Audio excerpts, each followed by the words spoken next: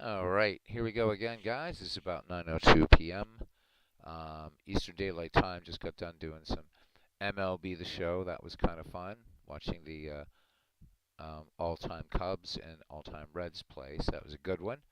So thought I would jump on to Out of the Park Baseball and do something on here. We can just have a little baseball chat. So non-baseball chat first. Downloaded, installed, and started playing Age of Wonders 4. It's absolutely gorgeous. You got to have a Hey, I'm doing all right, Cousin Ken, and I hope you're doing well as well. Good to see you here. As I was saying, just very quickly, good to see you, cousin. Hope you hang around for some baseball. Hey, there is Brad Church. Saw him last night at RGO Network's season picking show. So hopefully you guys get over there and vote. Great night for a ball game, absolutely. So just very quickly, just off baseball topic, just for a second. Downloaded, installed, and started playing Age of Wonders 4. It's absolutely deep. It's beautiful. Just fair warning, you need a pretty beefy PC to run it, but wow, it's a jewel. It is absolutely a jewel. Everything is so customizable. It's insane. Back to baseball. Looking at Steam, coming out on June 4th, Super Mega Baseball 4, and this time they're including 200 Legends players. So we're going to see Big Poppy, Babe Ruth. I don't know what else is coming. The game looks insane. So I'm going to have to do some Super Mega Baseball 3 on this channel before that releases in June. So that's coming up. Um, God, what else? I guess everybody. I haven't even started playing with my team yet in the Howie Shanks League. I'm messing around, just designing some logos and designing maybe a few more for the league. See, you guys have something to work off of. And back to Out of the Park baseball. Here we are. All right. Love Robert singing the Beatles songs too. Yeah, absolutely. And he says everything counts. Everything counts. So we could do Cubs Pirates, or we could go to the schedule, and you guys could pick a game that's on the schedule. Just here to have fun. So let's look at this schedule and see who's playing as we finish off this day. And again, I'm tweaking this as I go along. So we have Orioles Yankees, LA Angels versus Astros. Probably not. Uh, Brewers and Phillies. We could do that one. Caldwell versus Carlton. The A's and the Twins. That's Bender and Santana there. Reds and Cardinals, Rijo and Wainwright. Um, Padres against the Indians, maybe. Rangers, Red Sox. So I don't know. I'm kind of leaning since Cousins here. Maybe we do the Phillies or something. I don't know. I don't know. Just again, this is all for fun. So anyhow, thanks, Brad. I try to remain positive. I think it's a lot of fun, just hanging out with everybody, and we end up talking more than we actually playing a game. But there you go. So, but on Robert's page, for those of you so inclined, please do vote. The four seasons on offer are 1965, 1971. That's the one I voted for. 2008 and 2016. So it's on his latest broadcast he did last night. The voting will go on through his World Series. So just put in the year out of those four, and I guess we'll see what he'll be doing in July. For those of you that are into it, Big Clue says Super Mega Baseball 4 shows a lot of chicks in it. You may finally found a game Robbie likes more than baseball for Windows. Oh my God. Yep, great mustache and Keith Hernandez in the trailer. But yeah, it looks like it's gonna be. I love Super Mega Baseball. It's such a wonderful game, and a surprisingly deep baseball game actually too. Don't let the cartoony graphics fool you. There's some deep baseball going on in that. So, what I'm looking for though is workshop support that you can, actually just create players, stats, the whole thing. I think it'd be really really fun. But it's really a cool game. I never bought the second one. I have the first one, the third one, and will buy the fourth. So, But I saw Babe Ruth and David Ortiz and a couple others. I'm like, what's going on here? So looking forward to it. Hope you guys are too. It's a bit of a Twitch game, but you can set the difficulty. It's I don't know. It's just fun. It's just absolutely something that's off the charts. It kind of worries me that EA bought Metalhead Software, but Metalhead Software is still programming it, and they promised no microtransactions or just be DLC, just like the others editions. So we'll see. I hate to support the evil empire, but Super Mega Baseball is brilliant. In fact, my one of my exes back home in Europe, I was playing it one night, and yeah, she liked baseball, but it was like she's looking at the end, she's like, that game is adorable, and she's just watching and watching and getting into it. So if Robbie Wartburg stops in, Super Mega Baseball definitely has the chick seal of approval. It really does, probably more than MLB or this one or anything else. So anyhow, let's just play. Let's just do Pirates and Cubs. We'll just do Pirates and Cubs. All right. Let's go to it. Yeah, Robbie. So Robbie is what's this? Big Clue says, "Oh my God!" They said Bartolo Colon will be in it. Is there any more super mega than Colon? Probably not. Probably not. You see, Robbie 1908. Robbie is in his fourth year of his 1908 replay. It should be a lot of fun. Looking forward to it. Let's finish today, and let's play the game versus the Chicago Cubs. The 2023 Bucks right now down 4-1 to the Tampa Bay Rays. So the best team and the second team in baseball meeting each other. So, all right. So no DH in the National League in this. And for the visiting Pittsburgh Pirates, here we go. Leading off, playing third base because he could, Hannes Wagner. Batting second is short, Arky Vaughn. Batting third at first base, Willie Stargell. Batting cleanup in left field, Ralph Kiner. Batting fifth, right fielder Dave Parker. So Clemente sitting this one out. Andrew McCutchen in center field, batting sixth. George Grantham at second, batting seventh. Jason Kendall catching and batting eighth. And Babe Adams will pitch and bat ninth. Adams 1-0 in the season with a 1.35 earned run average for the hometown Chicago Cubs. Ryan Sandberg will lead it off at second base, so Sandberg back in. Evers got the start last time we saw these two teams playing. Mark Grace at first base, batting second. Hack Wilson in center at third. In the cleanup spot in right field, Sammy Sosa batting fifth. In left field, Dave Kingman. Kong is in the game. Batting sixth at short, Ernie Banks. Catching will be Rick Wilkins. Batting seventh. Hopefully get Gabby Hartnett into a Cubs game here at some point as I shuffle lineups for teams and have some fun with it. At the hot corner, batting eighth, Ron Santo. And batting ninth and pitching, Clark Griffith. Griffith 0 for 1 on the season with an ERA of 1.50. So it should be a good matchup pitcher-wise. And teams fairly evenly matched. Let's get out to Wrigley.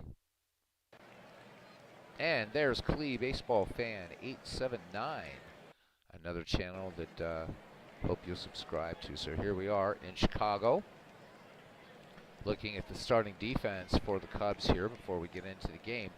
From left to right in the outfield, Dave Kingman, Hack Wilson, and Sammy Sosa. From first to third, around the horn, it'll be Mark Grace, Ryan Sandberg, Ernie Banks, Ron Santo, Rick Wilkins catching, and Clark Griffith takes the hill. Looking at game time temperature here in Chicago, it's 37 degrees, so it's a very, very chilly day here. It's April 8th, and the wind in from right at 9 miles per hour, but that's what you kind of expect from April baseball, especially in Chicago. Leading off, Hannes Wagner. Wagner hitting .333 in the season with 4 runs batted in. And have fun, guys. Let's do some baseball, just have some fun. And welcome to Out of the Park 24. Just an absolutely brilliant, brilliant edition of what's become quite a venerable baseball franchise. And hard to believe, looking at all this, that it's still, at its heart, a text-based baseball sim. Wagner waiting on The Griffith delivery, and here we go. The 1-2 pitch to Wagner. Wagner swings, hard ground ball to second, and gobbling this one up is Ryan Sandberg on to Mark Grace to retire Wagner in a 4-3 putout. Here's Archie Vaughn. Vaughn hitting at even 200. He has 3 runs batted in, including a home run. Vaughn bats from the left side. Griffith peers in, has the sign from Wilkins, the wind in the 3-2 pitch. And Vaughn taps this one to second base. And once again, it's going to be the Sandberg-Mark Grace tandem. 2 up, 2 down for the Bucks, and here's Willie Stargell. Stargell having a hell of a start to the season. In 19 at-bats, he's got 8 runs batted in, 3 home runs, hitting .526. So it'll be fun to see Kingman and Stargell. There's some similarities between the two teams. Stargell struck out a bit less, at least, but when these guys can hit a ball, you definitely needed a stewardess on board. Griffith deals the 1-2 to Willie Stargell. Stargell looks at a call, strike 3. So that changeup fooling Stargell. 3 up, 3 down for the Bucks. We go to the bottom of the first. The Pirates, nothing, and the Cubs coming to bat. Interesting, I was saying last night about MLB The Show that it was really, really cool to see Bob Gibson with his proper wind-up falling off to the mound to the left side. But in the game I was watching tonight, and I will stream a little bit of MLB The Show here and there. Nomar Garciaparra was up. I was watching a Red Sox game, and unfortunately they didn't catch the whole batting glove thing after every pitch with Garciaparra. But still, I was really surprised. I don't know what mod I downloaded. It's an all-time greats thing. But they really did a good job, like with the faces. Wagner looks like Wagner. You guys will crack up if I ever do a Cubs game on here and you get to see Cap Anson. He's got a handlebar mustache. I haven't downloaded any ballparks with it. I'm just playing as I am here in Out of the Park using these modern ballparks. But that's been fun. It's been fun. All right. The Pittsburgh defense from left to right in the outfield. Ralph Kiner, Andrew McCutchen, Dave Parker. From first to third, Willie Stargell, George Grantham, Archie Vaughn, and Hannes Wagner. Jason Kendall takes the duties wearing the tools of ignorance behind the dish, and Babe Adams on the mound. Ryan Sandberg lead it off here against the Pirates. He is .240 on the season with 4 runs batted in, including a home run. Digs in from the right-hand side. Adams peers in, has the sign from Jason Kendall. Here's the 1-1 delivery to Sandberg. Sandberg swings, and this one bounced to first, and Willie Stargell will take that 3 unassisted for the first out of the inning. And there's Mick F. He says, "Hey Beatles, do you know if they set up these teams with best seasons, peak seasons, or career totals?" I have no idea, Mick, to be honest with you. This is a quick start, and I think I'd answered you on one of the videos. Maybe you didn't see it in your comments. I did see it. This is a quick start that comes with out of the park baseball. Now, what's nice about out of the park baseball, just like with Action PC, you can create one of these by yourself.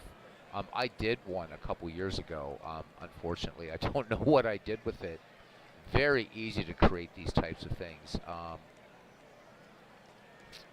It's basically creating a text file and importing it, and you're ready to rock. So, but I'm not really sure. I guess by looking at some real stats in these players, we'd be able to tell how they did this.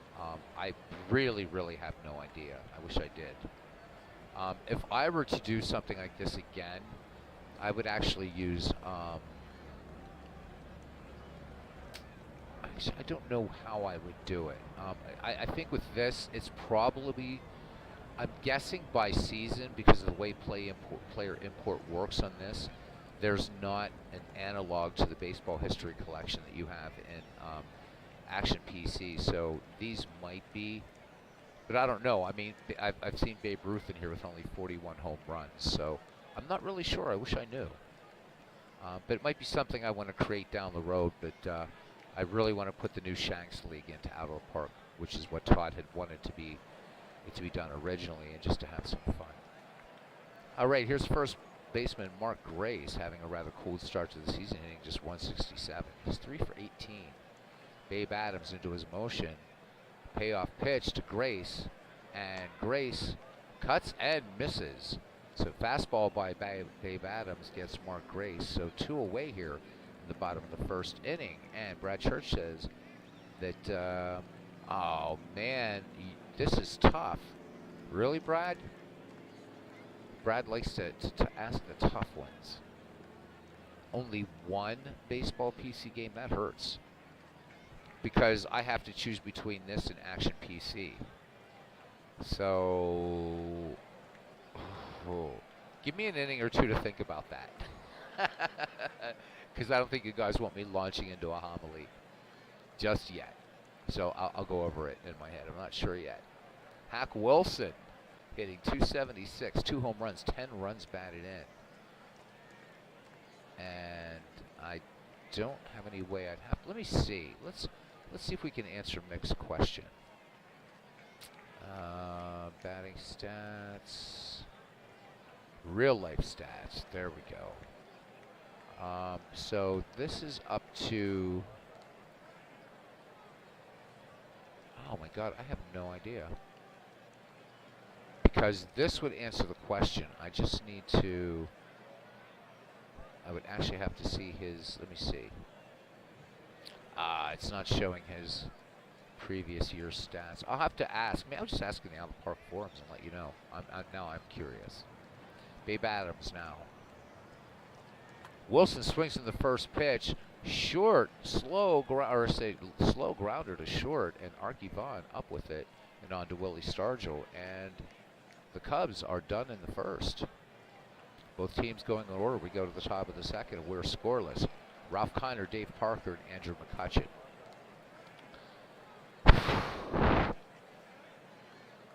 Okay, well, I do have every season in Action PC.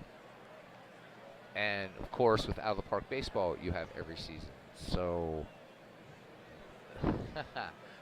wow. Okay, if I really had to, here's my answer, because I don't want to waffle.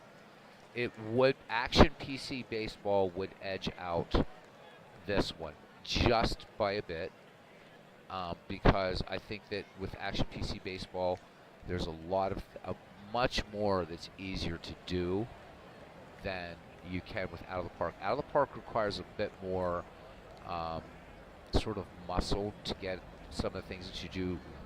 You can do everything in this that you can in Action PC and more, as a matter of fact. I mean, because this isn't just Major League Baseball. But I'd have to go with Action PC, because there are things that I've thought up, and I've looked at both of these, and I found that Action PC tends to be more friendly in terms of customization, things like that. So Action PC would get just a very slight edge over this one. But last year, or before Out of the Park came out, 24 came out, Brad, and I've played every edition of this game since the first. Last year I would have said, yeah, definitely Action PC 2023 or before this came out. But tough call. I know Robbie Wartburg would pick Baseball for Windows, and Ken Castro would have Cards and Dice.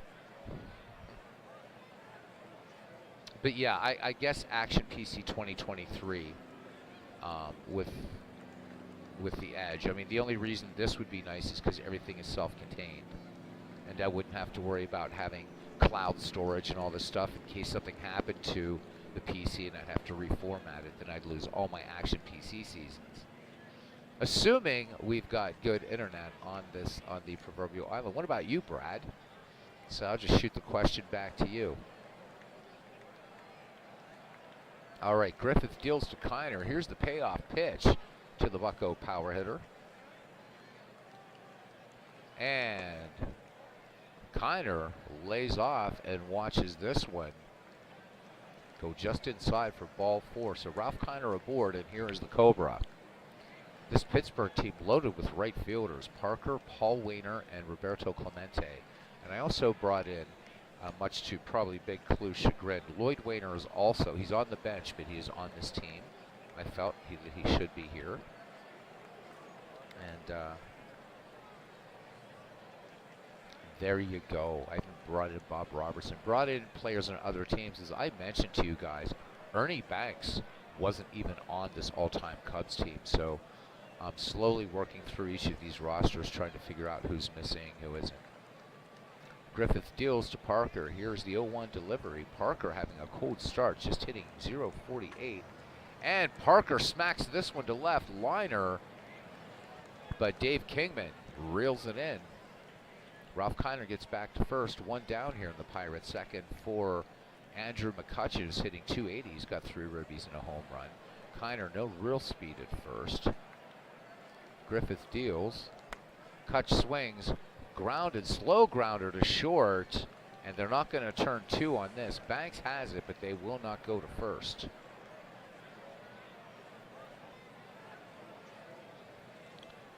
So 2 outs, and it looks like Sandberg was injured, but looks like he just might have just jammed something a little bit. He will stay in the game. All right, it's up to George Grantham to try to get something going here. McCutcheon at first with good speed. Grantham in on the left-hand side of the box. 2 runs batted in. He's 7-21. 7 for 21, hitting .333. Clark Griffith with a strikeout and a walk. And there goes the runner, the throw down, and McCutcheon will get in there with the steal. And that's number 2 in the season for Kutch. Kutch providing a lot of leadership for these 2023 Pirates, off to a crazy start in April. Grantham back in the box in the 2-1 delivery from Clark Griffith. Grantham swings, high fly ball to center field. And angling in on it is Hack Wilson. And the Buccos are done. 1 walk in the inning, 1 left. We remain scoreless as we go to the bottom of the second here at Wrigley Field. It'll be Sammy Sosa, Dave Kingman, and Ernie Banks. Sosa hitting .179. It has been around for several versions of Out of the Park, Nick. In fact, I'm one of the people that complained about it. I'm like, come on, guys. You make this great baseball sim with every season available, every major league season, every minor league season, and you guys can't figure out that if anybody is the face of the Chicago Cubs, it's Ernie Banks, and you didn't have him on the team. And they basically answered, oh, you could just import him. It's like, no, you could just do it. But I don't know. It's fun. I mean, some of the players they had on the Pirates, they definitely, I've checked a lot of the other franchises, and it drove me crazy. They had, like, Evan Meek on this team, and Jason Bay. I was like, are you kidding me? So, obviously, being a Pirate fan, I did a lot of work on this Pirates team, but did some work with the Cardinals as well. Made sure Zach Wheat was with the Dodgers. They had Archie Vaughn with the Dodgers, and he finished his career with Brooklyn. So I brought Archie over to the Pirates. Adams delivers the 2-2 pitch to Sosa. Sosa, big swing and a miss. So another fastball by Babe Adams, and that's strikeout number 2. And here's Kong Kingman. Kingman hitting .316, 2 runs batted in. He has yet to homer in the young season. Adams winds and fires the 0-2 to Dave Kingman. Kingman cuts and misses. This one, a curveball dropped by Babe Adams in there. It looked like that one fell off the edge of a table. So 2 away for Mr. Cub. Let's play 2. We won't, but let's play 2. Ernie just 1 for 10 on the season. Adams delivers the 3-1. And Banks takes inside, ball 4. So Babe Adams issuing the free pass. And I'll say what I said last night, even after playing MLB The Show a lot, I still think this game, the Out of the Park baseball, is still beautiful, and definitely they're definitely heading in that direction. I don't think it will ever be as fancy, but this thing is not too bad on the eyes. I know we had one of our channel members, World's Worst Gamer, who, and you know, like him and everything, he thinks the graphics are crappy in this. He has said that before. I tend not to agree with that, but you know, that's nothing personal. I think it's a great looking game, especially for the type of game that it is. But to each his own, and it's all good. Play what you love, right? All right, Rick Wilkins. But I mean, I would at least hope he agrees it looks better than Strat PC. Anyhow, Rick Wilkins hitting 474. Remember, it's early in the season here, so he has a solo home run. Babe Adams with 3 strikeouts delivers, and the snap throw to first, and they get him. Kendall fires down, and the inning is over. We're going to look at that again. What a great, great play by Jason Kendall. Let's have a look at that one again. And bam, they got him. And too bad this widget's in the way. But let's look and see if we get a regular replay on that as well. So leaning a bit too far, and they got him napping. So Banks, maybe a little bit much towards second. And that ends the inning. We go to the top of the third, and it's just zeros everywhere. We'll put it that way. Jason Kendall ended the second inning with a great play, picking off Ernie Banks, and now he leads it off. Kendall hitting 286. Of course, the other 2 catchers on this team, Moon Gibson and Manny Sanguillen.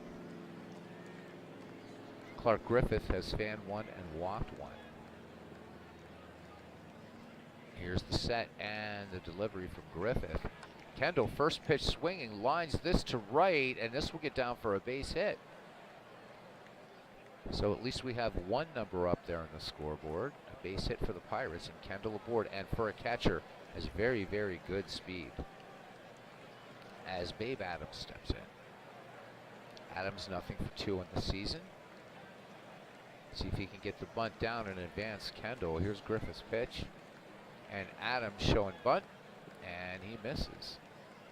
The 0-1. The runner goes. Adams gets the ball down. It's a good bunt. Sacrifice is successful.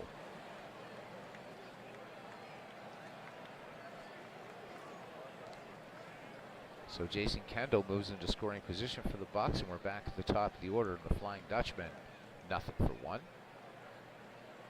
Griffith with a check of the runner. Kendall peers in, has the sign from Rick Wilkins. Here's the wind in the 1-1 to Wagner. Wagner swings, and I mean, he gets good contact on this, but short of the track. Hack Wilson makes the catch, tagging at second, and easily advancing to third is Jason Kendall. So 2 out. Bucks trying to get something done here. Go ahead, run 90 feet away, and Jason Kendall, and here's Arky Vaughn. Vaughn 0 for 1, of course. 1 hit in the game, and that belongs to Jason Kendall at third. Clark Griffith with a 3-0 delivery to Vaughn. Vaughn takes high and outside, ball 4. So the Bucks with runners at the corners, and here's Willie Stargell. So Griffith is issuing his second free pass. Wilver Dornell Stargell. Chicken on the hill with Will is what Bob Prince used to say. And Willie Stargell had a chain of, I guess, fast food chicken places or something in Pittsburgh, from what I understand, in the 1970s. So Stargell in there. Ducks on the pond for the Bucks. Here's the pitch. Stargell swings, and this one a long fly ball to left, but at the track and making the catch is Dave Kingman. Side retired. The Bucks strand 2, and we go to the bottom of the third. No score. Rick Wilkins, Ron Santo. Took too damn long to get him in the Hall of Fame. And Clark Griffith. Wilkins hitting 474. As we said, he was up last the end of the second when Ernie Banks was picked off first. Babe Adams has fanned 3, walked 1. The 1-1 delivery to Wilkins. Wilkins swings, and a sinking liner to center, and Andrew McCutcheon with a nice hustle to bring that one down. Out number 1, and that would bring up Ron Santo hitting an even 300 for ribbies, a home run for Santo. Adams kicks and fires, count even on Santo. Santo rips on this one, clean base hit up the middle. So 2 hits in this game, 1 each for the Bucks, 1 for the Cubs, 1 for the Buccos. Santo into his leadoff first, Adams to fire it into Clark Griffith. He's 1 for 1 on the season, actually. Griffith bunts this one in the air and right to Babe Adams. Griffith not getting it done. Big, big out there for the Bucks. Looked like Griffith might have tried a little excuse me swing there instead of just a bunt. Maybe it was a failed drag bunt. Back at the top of the order. And here's Ryan Sandberg, 0 for 1. Babe Adams fires it in. And the runner goes, and it's going to be a stolen base. Kendall up, gunning, but Ron Santo picking up the steal. So 2 down and a Cub in scoring position now. Sandberg back in the box. Here's the 0-1. And high fly ball to right field. Running in on this one and making the catch is the Cobra. And the Cubbies leave a man in scoring position. And we go to the top of the 4th inning. We are scoreless in Chicago. For anybody that plays out of the park baseball, a nice tip that received from Christopher Slovic as far as the animation. Actually set it to slow because it looks better with the scale of the ballparks. And since I've done that, really, really like it. All right, here is Ralph Kiner. The 1-1 delivery. Kiner rips on this one, sinking liner to right, but it stays up just enough for Sammy Sosa to make the catch. So 1 down for Dave Parker. Cobra waits for the Griffith delivery. Here's the 2-0 to the Bucko right fielder. Parker swings, easy ground ball to second, and this one is going to be Sandberg to Grace for the 4-3 putout. Parker pretty fast down the line, but good play by Sandberg to get him. 2 up, 2 down for Andrew McCutcheon. Griffith with the leg kick and the 1-2 delivery. And McCutcheon looks at a call, strike 3. So screwball coming in there from Griffith.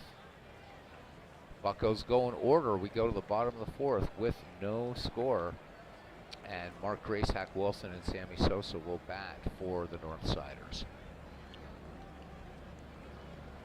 And here we go. Good crowd here tonight, by the way, at Wrigley.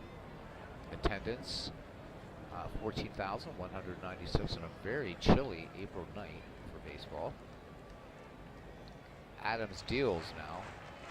Mark Grace with the payoff pitch and looks at a ball 4. So leadoff walk for the Cubbies here in the home half of the 4th, and that brings up Hack Wilson. This is a hitter you don't want to trifle with. 2 home runs already in the season, 0 for 1 tonight. Adams checks Grace and twirls it home. And Wilson, comebacker to the mound, and Adams is going to go to Grantham, and Grantham onto Stargell. And that one, a 1-4-3 double play. So 2 out, spaces empty, and here is Sammy Sosa. Adams into his motion, and the delivery. Sosa, lazy fly ball to center, shallow center, and coming in on it and making the catch is Andrew McCutcheon. So the Cubbies with a walk and then a double play and pretty much nothing else. We go to the 5th. Still no score here in Chicago as George Grantham, Jason Kendall, and Babe Adams will bat. The bottom of the Bucko order. Clark Griffith even on strikeouts and walks with 2. The 1-2 to the Bucko second baseman. Grantham swing and a miss. So curveball once again by Clark Griffith. That's his 3rd strikeout of the day, or night I should say. Jason Kendall with the lone Pirate hit in this game. Digs in on the right-hand side of the box. Kendall, a very important part of those early 1990s Pirates. Fell short in those 3 years, but pretty damn good team nonetheless. Griffith deals to Kendall, the 0-1. Kendall swings, hard ground ball. This one's going to get past Santo at 3rd, down the line to left into the corner, and Kendall chugging for 2. Here's the slide, the tag, and he is safe. So Jason Kendall with the 1-out double here in the 5th. And the Bucks with a runner in scoring position, and here's Babe Adams. We'll see what they do here, whether Adams will just try a bunt to move him over to third. Adams 0 for 2 in the season. Griffith deals to his mound opponent, the 1-0. Sacrifice bunt the last time for Adams. Swinging away, and this one lined right to Ryan Sandberg. Great play there by the Cub second baseman. And back at the top of the order for Pittsburgh, and the Flying Dutchman, who's 0 for 2 against Griffith. Sets and fires the 1-0 to Wagner, and this ball dropped. This one gets away from Wilkins, but he keeps it in front of him. So Kendall remains at second. A little heart-stopping moment there for the Cubs, but just. Middle innings, no score. Wagner back in the box. The 2-1 delivery. Wagner swings. This one a little flare into right field. That's going to get down for a base hit. Kendall coming around to score, and he will do so easily. And the Pirates jump out, take a 1-0 lead here in the top of the 5th. So Wagner picking up the RBI single, and here's his student and fellow Hall of Famer Arky Vaughan. Arky, a left-handed batter. Griffith checks the speedy Dutchman at first. And here's the pitch. Runner does not go. And Vaughn, little flare to left, and coming in on it and making the catch is Dave Kingman. So 1 run on 2 hits. The Pirates leave 1, and we go to the bottom of the 5th. It's Pittsburgh 1, Chicago 0. As Dave Kingman, Ernie Banks, and Rick Wilkins, the number 5, 6, 7 hitters for the Northsiders, will bat against Babe Adams.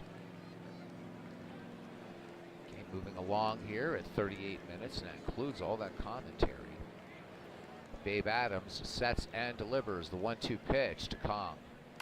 Kingman swings, and this one, fly ball, medium deep into left field, and Ralph Kiner closes the glove around it. 1 up, 1 down for Mr. Cub. Banks, again, as we said, having a cold start to the season. Kind of matching the weather this night here in Chicago. Adams to the set, and the 0-1 to Ernie Banks. Banks swings, shortstop to shortstop. Vaughn to Stargell in the 6-3 putout. 2 away for Chicago, and here is catcher Rick Wilkins. Kendall sets, Adams delivers, payoff pitch to Rick Wilkins. Wilkins checks his swing, and the appeal by Jason Kendall down to third, and the man in blue said he did not go around. So Adams, with his 3rd free pass, now even on both sides. 3 walks, 3 strikeouts. Wilkins aboard, and here's Ron Santo. Santo has the only Cubs hit in this game. Adams rocks and deals the 1-1. Santo sends this one high to center field. Cutchin running hard to his right and makes the catch in deep left center. And that retires the Cubbies. They leave 1. No runs, no hits. There was a walk. And it's 1-0 Pittsburgh as we move to the top of the 6th inning.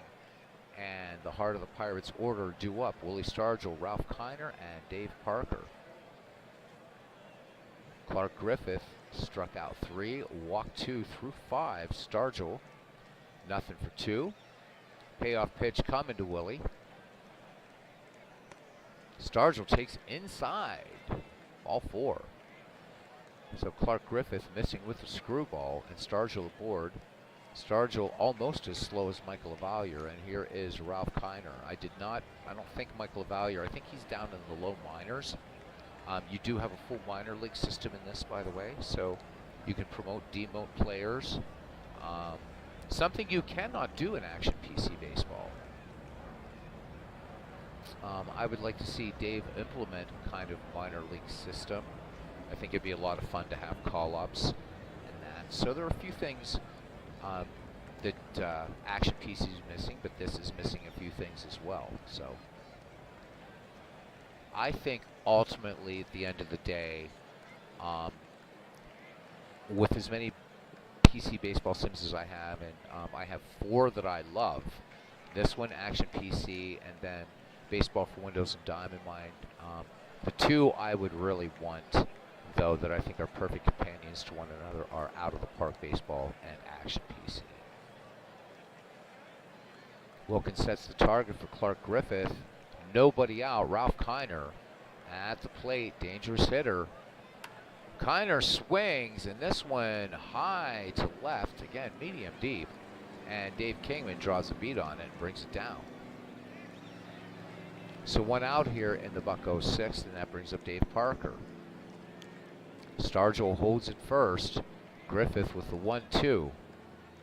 Parker swings, and this one hit to deep center field, but camping under it and making the grab is Hack Wilson. So we have a little pitcher's duel, and we said at the top of the broadcast, Griffith and Adams would be a good matchup, and indeed it is. Babe Adams working on a 1-hitter, and Griffith, despite being touched up for just 1 run, that RBI single by Wagner scoring Jason Kendall, scattering 3 hits through 5 2/3. And yeah, heck of a ball game thus far, cousin. Absolutely. If we get through this one, maybe we'll do that Phil's game. We'll see, and let you, or at least let you look at the roster, see if you can see any Phillies that should be on there. Maybe we won't do a game. Just look at the Phillies lineup for a moment. All right, 2 away, and here's Kutch. The 1-1 delivery to Andrew McCutchen. McCutchen swings and sends this one out to right field, and coming in on it is Sammy Sosa calling off Hack Wilson, and that is the 3rd out of the inning. The Buccos strand 1. We go to the bottom of the 6th. It's still 1-0. Sound will cut out here for 1 second while I check in on the real Pittsburgh Pirates, and looks like this game might be done with. Yeah, it is. So Tampa Bay beats Pittsburgh 4-1. So Tampa Bay improves to 24-6, and the Bucks go to 20-10. We'll get them tomorrow.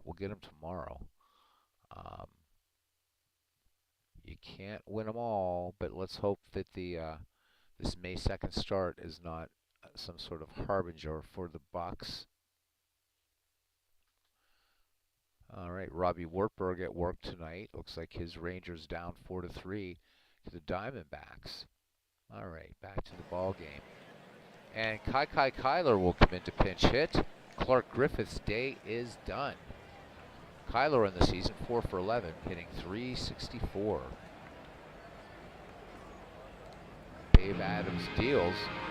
Kyler, an interesting player. We'll talk about him in a second. Kyler swings, and this one lined right to George Grantham.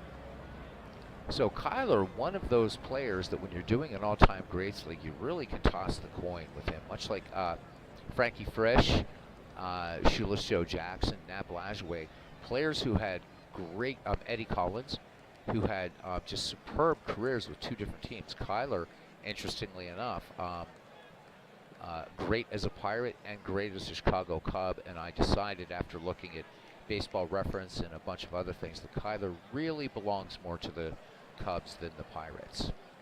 Also, these 2 teams, Bucks and Cubs, anagrams of each other, so nice little connection there. But Kyler, it was a tough choice. But got a really good outfield here and had to play fair, and so I moved Kyler over to the Cubs. Trades a lot easier to do in this game, I think. All right, Adams deals now to Ryan Sandberg with 1 down, the 0-1. Sandberg pokes this one to right, charging in on it, and making the catch is the Cobra. So 2 up, 2 down here for Chicago, and first baseman Mark Grace. 3-1 to the Cubby first baseman, and this one just outside. Babe Adams wanted that pitch. And Mark Grace trots down to first, so a runner on and 2 down for Hack Wilson. Seems like Wilson's been coming to the plate with runners on, but not getting anything done. Nothing for 2 against Adams. Here is the pitch.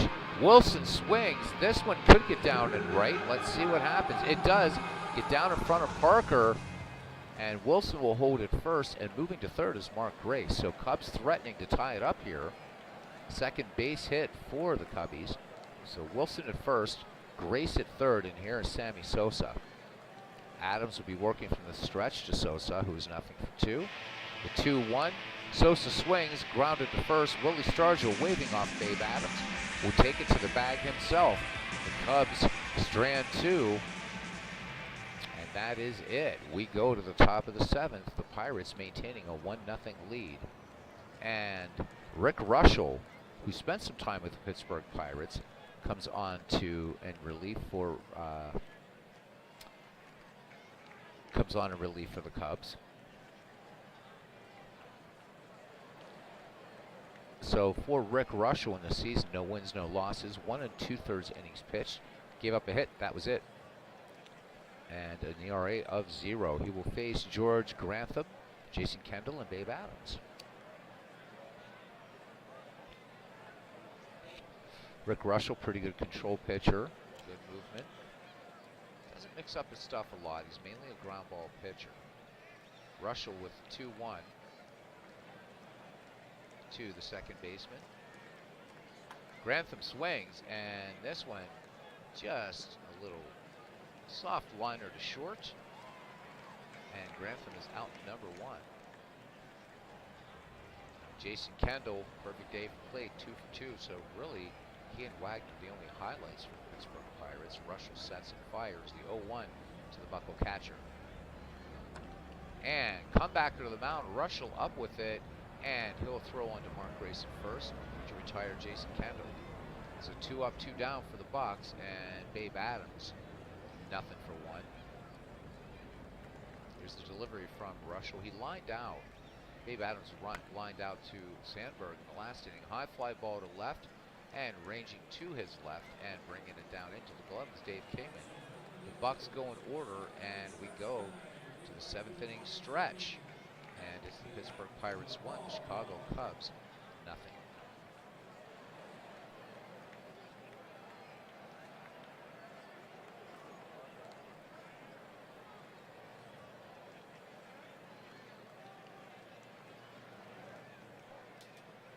All right, back to it.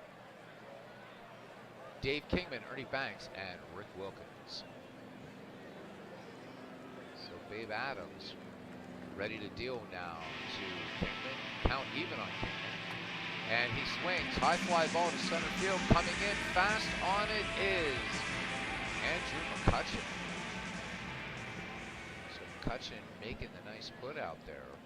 That one could have dumped in there had Kingman put a little less on that ball. Here's Mr. Cub. Bats from the right. Babe Adams toes the rubber, and the 2-2 to Ernie Banks. Banks swings. This one grounded to Grantham at short. Grantham over to Willie Stargell.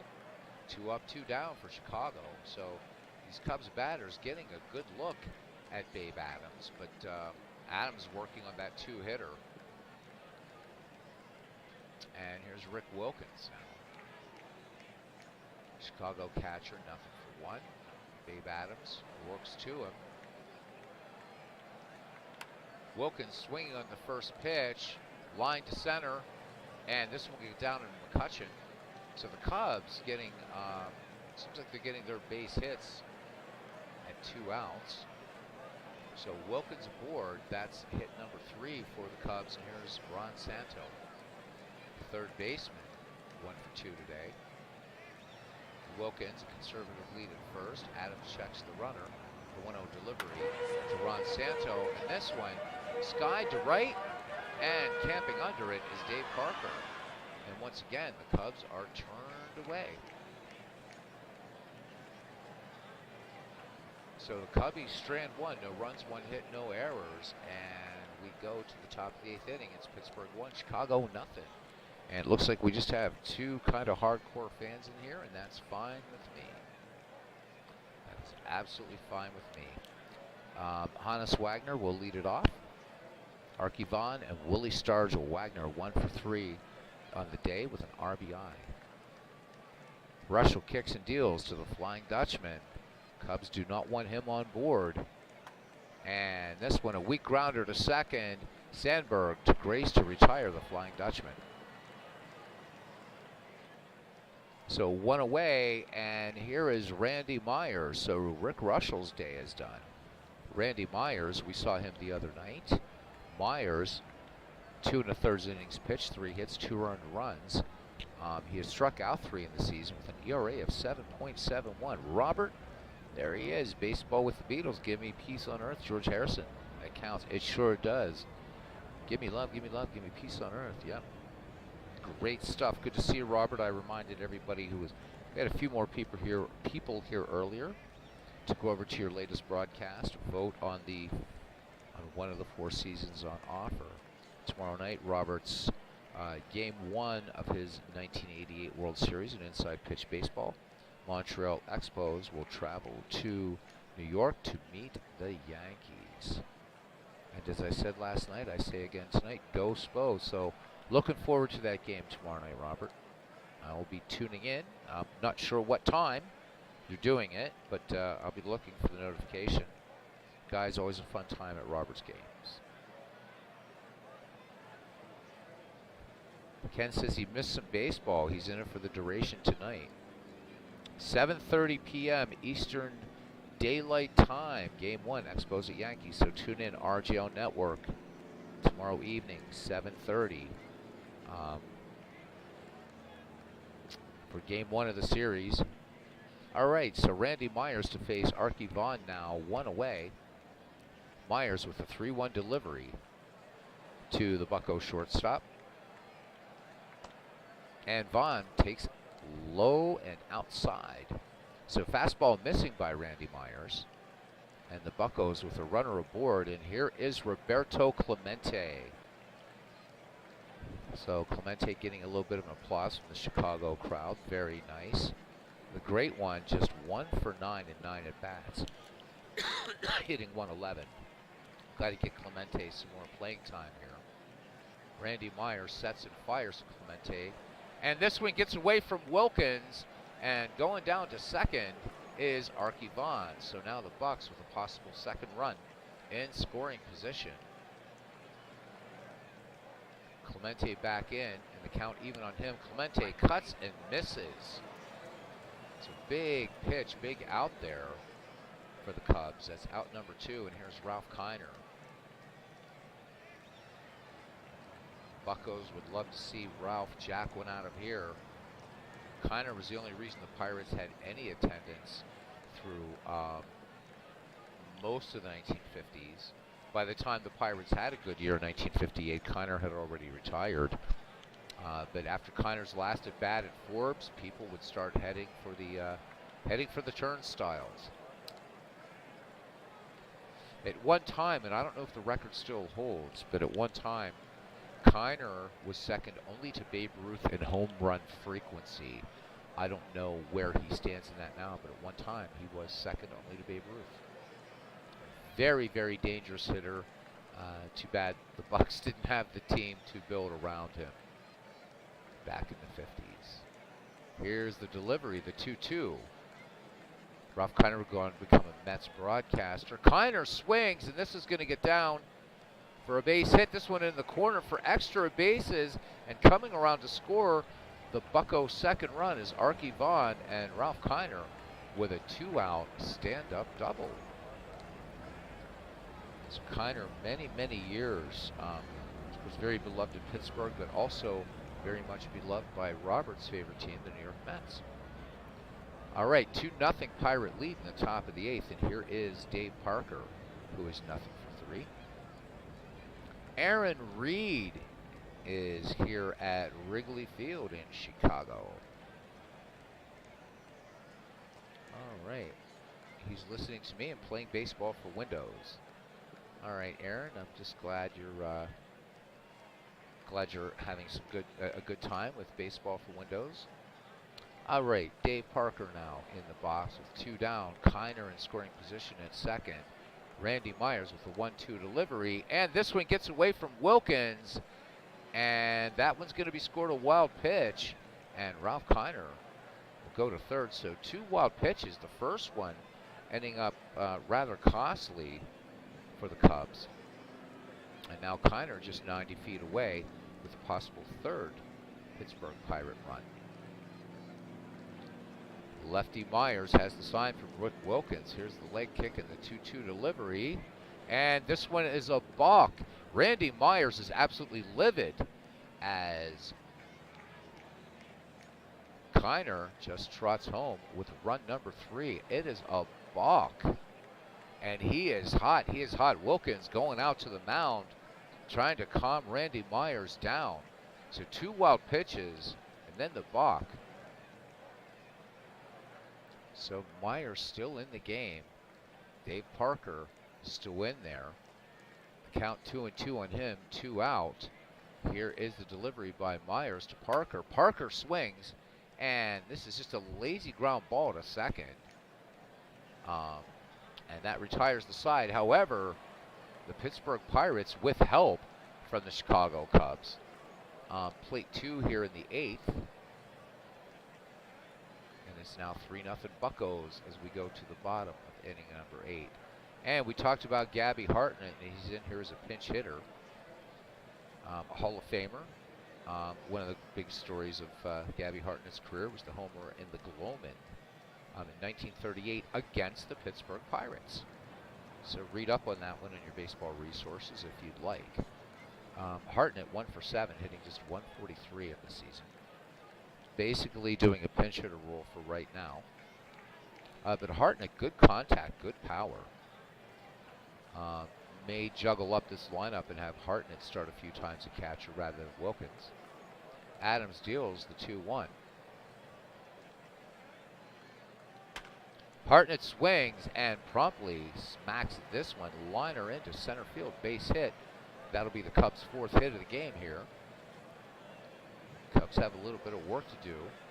Adams looking very strong on the mound, although 4 walks, 3 strikeouts, but working on a 4-hitter.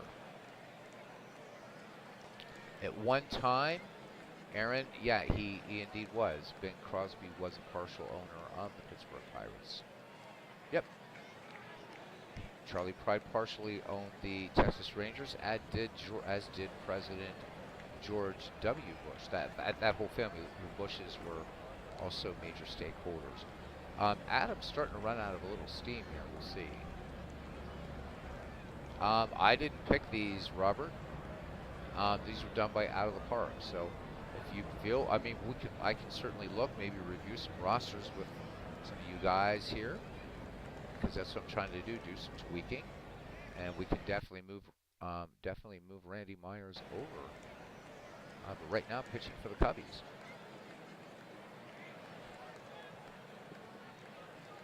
And I believe I set these to 40-man rosters just for fun, to be able to just, again, this is just fun. So absolutely. Bob Robertson comes into play first for the Pittsburgh Pirates. Outfield will stay the same. So that is the only substitution. Robertson, better first baseman than Willie Stargell, a little less power, but Babe Adams deals the 1-1. And this one dropped low and outside, but Kendall keeps it in front of him, so Gabby Hartnett cannot advance.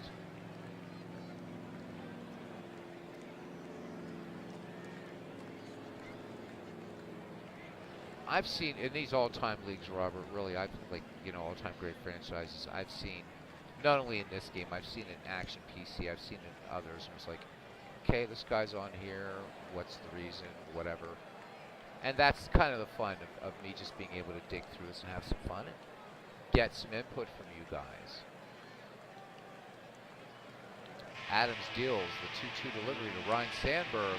And Sandberg, oh, what a stop by Arky Vaughn, flashing the leather for the Pittsburgh Pirates. And Gabby Hartnett getting back quickly. Let us look at that one again.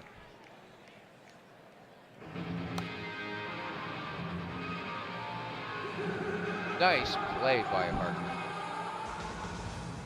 So that one will make the highlight reel. Mark Gray steps in with one down. Hartnett remains at first. 3-0 Bucko lead here in the bottom of the 8th. Babe Adams with a 3-0 delivery. And Grayson take inside, ball 4. See if the Pirates are going to go to their pen. Guess they're going to stick with Adams. They'd like to try to see if we get a complete game shutout. But here's Hack Wilson. Buccos could be playing with fire here. Adams up to 100 pitches now. Hartnett at second.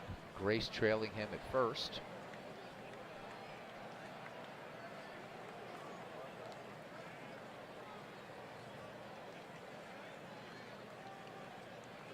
Yep, not sure who did the research on these, Robert, to be honest with you. Whether that was Matt Arnold at Out of the Park Developments, I have no idea. This is a quick start that came with it that, as I said, and you heard me say last night, Ernie Banks wasn't even on the Cubs. So my goal is through the baseball season to work with this all-time quick start and then repost it for people. I'm fixing it, and you know, thanks to you guys and your input. So we'll definitely fire up some baseball reference and some other things. And if Myers needs to be a Red or a Met, I would certainly move him over. All right. So Babe Adams staying in the game. A little surprising here. Pittsburgh, you would think, would go to its pen. Adams deals. I should say I haven't. And this is a walk, and Adams walks and loaded. I haven't set any managers in this. These are all just, it's the default managers. I thought that would be fair, and Adams still in there. And here's Sammy Sosa. Nowhere to put him. Bottom of the 8th, 1 out. Bucks need a double play right here. Full count on Sosa. Sosa swings. This is going to get another run in. Shallow fly ball to right. And tagging, oh, they're going to hold him. So nice to be wrong. So Hartnett started home, but he's not going to run on Dave Parker's arm out there. So big, here is Doug Drabek. So Drabek will come in finally in relief. So Babe Adams exit with a shutout, but he's responsible for the bases loaded situation. Drabek to face Dave Kingman. Drabek working mainly as a reliever, interestingly, in this 4 1/3 innings pitched, 2 hits, 1 walk, 5 strikeouts, in the ERA of 0. Drabek, the ace of those the 1990, 91, and 92 Pittsburgh Pirates. Drabek with a 2-1 delivery. Dave Kingman. Kingman flied out to center his last time up. Kingman swings, grounded to Vaughn at short, and Vaughn will go to George Grantham, and the Cubs waste a bases loaded situation. We go to the 9th. The Pirates 3 and the Cubs nothing. And if this was an RJL chat, and RJL was playing the Mets, you'd see rigged going up all over the place. So that just cracks me up when those guys. So I did it last night when there was a season I really wanted and got knocked out, and I finally contributed in that respect to Robert's chat and had to put in rigged. Now here is definitely a Cub. Kerry Wood, they got this one right. So Kerry Wood in here to try to keep these Bucko bats quiet to give the Cubs a chance in the bottom of the 9th. Kerry Wood, however, he is 0-1, 2 innings pitched, 4 hits, 3 earned runs, 2 walks, 4 strikeouts. The ERA, though, up there at 13.50. Don't need to do a lot of talking about Kerry Wood. I think any baseball fan knows about Kerry Wood. So 3-2 pitch now coming to Andrew McCutcheon. Kutch 0 for 3. Kutch big, swing and a miss. So Kerry Wood picks up strikeout number 1, and here's second baseman George Grantham. Nothing for 3. I would say that as far as second baseman for the Pittsburgh Pirates, Maz is in there for the home run, and he was an excellent defensive second baseman. But I think all around for the Pirates, George Grantham was the better second baseman, but kind of lost in the shuffle, I suppose. 3-2 pitch now to Grantham. Here it comes. Grantham cut and a miss, so Kerry Wood comes in and strikes out Andrew McCutcheon and George Grantham, and now here's Jason Kendall. Kendall on the day, 2 for 3. Kerry Wood fires it in. Kendall, little number, comebacker to Kerry Wood, and the Bucks go in order in the ninth as Wood fires it on to Mark Grace. We go to the bottom of the ninth, and the Cubs will send up Ernie Banks, Rick Wilkins, and Ron Santo. Joel Hanrahan, who is a player I forgot to get off of this Bucko roster, will come in. He's worked 2 innings, 2 hits, 2 walks, 2 strikeouts, an ERA of 0.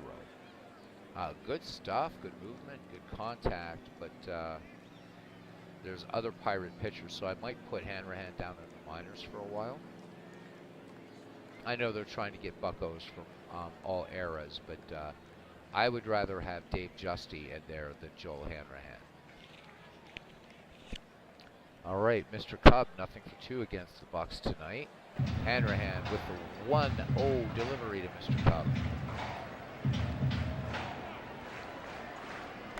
Banks swings, grounded, 1 hopped by Arky Vaughn to retire Banks for out number 1.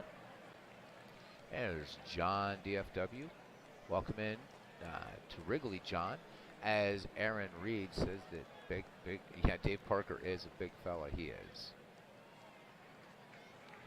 And here's Rick Wilkins, 1 for 2. Hanrahan with the 0-1 to Wilkins. Here's the delivery. Wilkins swings, and a long fly ball to right. This is going to get down and bounce off the ivy. Wilkins going for 2. Parker's throw comes in, and Wilkins with a stand-up 1-out double here in the bottom of the ninth. So the Cubs looking for their first run as Parker digging it out of the ivy. And here is Ron Santo. Joel Hanrahan to face the Hall of Famer. Checks Wilkins at second. Count even on Santo. Flied out his last time up. Fly ball to left. And coming over and making the catch in left field is Ralph Kiner. So 2 away, and it's down to Riggs Stevenson. So Stevenson hitting .333 for the Cubs. 2 for 6 overall. Cubbies having a little bit better sense of their history. I think when I saw a game at Wrigley, there was a nice banner hung up at Wrigley for Rick Stevenson. Hanrahan deals to him the 1-2 delivery. Cubs down to their final out. This one popped out to center field, and this is going to get down in front of McCutcheon for a base hit. McCutcheon with a strong throw to the infield to Joel Hanrahan. Rick Wilkins moves to third. Runners at the corners for the Cubs, 2 down. And here's Ryan Sandberger back at the top of the order. Sandberger frustrated, nothing for 4. Joel Hanrahan from the stretch. Full count on Sandberg. And here it comes. Sandberg takes outside, and now the Cubs have him loaded again. And the last time the Cubbies had him loaded, and that was in the bottom of the 8th. They were turned away, so here is Mark Grace. Hanrahan needs to be very careful with Grace.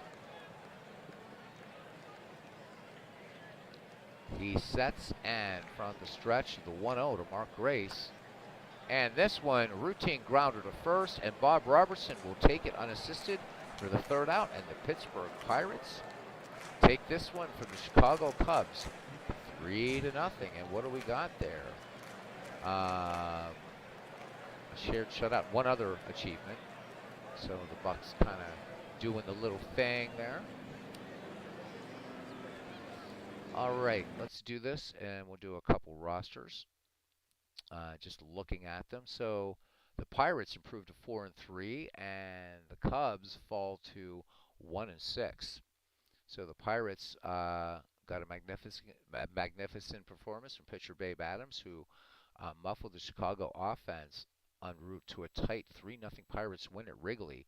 Joe Hanrahan recorded the save for Pittsburgh, his third of the season. The win gives Pittsburgh a record of 4-3. Pittsburgh got the win thanks to a clutch hit from Ralph Kiner. The left fielder stroked a run-scoring double in the top of the eighth inning to put the Pirates ahead 2-0. That was his only hit in 3 at-bats. It had a major impact on the outcome. So obviously the player of the game is Ernie Banks. This is early in the season, so I'm not going to do a lot of recap. Babe Adams gets the win, though. He does go to 2-0. Clark Griffith with the loss. Let's leave this game. Leave him loaded and shared shutout. Okay, nice, nice, nice. Let's save this and let's look at some of these. Let's look at some of the rosters on here. You're welcome, Mick. You're very, very welcome. Thanks for coming in. PQ Ribber in here. This is Bucks Get Her Done. He said the animations in this make it so alluring. It is. It's so much fun. And when you get the stadium and uniform mod, it's really complete. Let's look at some. Let's look at some.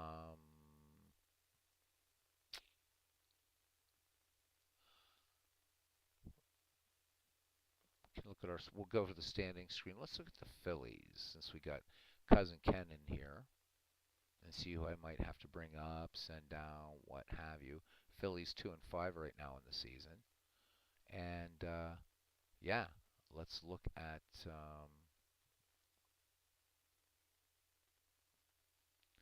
There's Schmitty, of course. Let's go to organization. All right, so don't know who you can see, and again, I know I live close there, but a lot of these guys are the usual Philly suspects. I think this one looks fine, um, for the most part. Let's look at some of these lineups here. So the Phillies with Slide Billy Hamilton, and I need to change that picture. Slide Billy Hamilton, Lefty O'Doul, Chuck Klein, Mike Schmidt, Ryan Howard, Chase Utley, Mike Lieberthal, Dave Bancroft, and basically the same lineup on both sides. You can, again, I didn't want to get in deep to this yet. Um, Maybe there's some guys that need to get out. I'm not sure. There's Don Hurst. There's Dick Allen. So Dick Allen not in the main lineup here, but this is a pretty powerful Phillies team. Um, Pitching, you're looking at Alexander Carlton, Hamels, Erskine Meyer, and no, Robin Roberts. Yeah, there's Robin Roberts. Erskine Meyer, I don't know, cousin. What can you tell me about Erskine Meyer if you're hanging out here? It's a pitcher I don't know a lot about. Let's look at him. Let's look at his real life stats. So again, he's definitely should be a Philly, dead baller, but I don't know a lot about Erskine Meyer. So he had two 20 games seasons, 20 game win seasons, 1914, 1915. Phillies going to their first World Series in 1915. He was 21 and 15 that year. Um, yeah, legit Philly. Let's look at Randy Myers. Let's look at Randy Myers, actually, on the 1915 ball club. And this does neutralize pitching, by the way, and batting. Really, really neat. And yes, it does, just like Action PC has an editor. So you can pretty much edit everything in here that you want if you want. If you disagree with the ratings, just like you can in Action PC, um, go ahead and fix them up. You can also compare players in out of the park baseball. So pretty cool. I can compare with all these Pirates, him against whomever, and which is really really nice. So if I change my act as, I can pick another club and I can pick any player here. Um, so any recently visited players, whatever. has a really nice player comparison thing. It's not the same as that batter pitcher analysis in Action PC, but just a nice side by side comparison.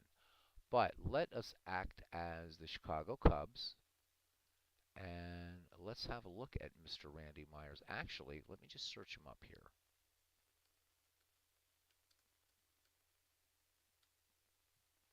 So with the Cubs, let's look at Randy, and let's look at his real life stats. So he spent the most years with the Mets. So yeah, I mean he is really more of a Met than a Cub. He spent 2 years with the Reds. I do understand, the World Series. I get that. Um, 3 years with the Cubbies. Finished with Baltimore. This guy was all over the place. Yeah, I mean, I guess the first 2 years with the Mets, he was what? No wins, no losses. He had one game in 1985 with the Mets. Pitched 2 innings. In 1986, worked in 10 games. So again, just strictly working. No saves either. So, and so the Cubs, I'm wondering if they put him the Cubs not for the number of years, but he seemed to have better years, I guess. Except I don't know. You look at the Mets here in '88 and '89. He was 7.3, 7.4. I don't know. Right, many more saves with the Cubs. Well, yeah, definitely. And I think that's why he is. In fact, he had the most saves as a Chicago Cub. That's probably the reasoning here for out of the park baseball, to put Randy Myers as a Cub.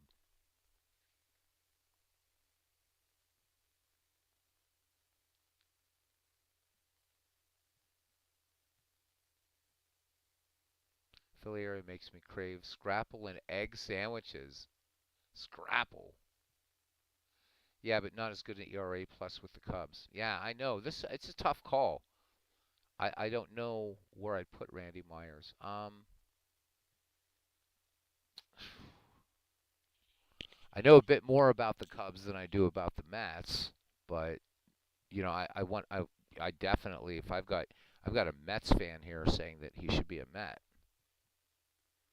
Um, Cincinnati was his most innings pitched, so I wonder if they threw like I don't know, a die, like six-sided die. Okay, the 1, 2, 3, 4, 5, 6. So if it's a 1-2, he's a Met. If it's a 3-4, he's a Red. He even spent 1992 with the Padres and then finished with San Diego in 1998. I guess he was traded from Toronto to San Diego, if I'm reading this correctly.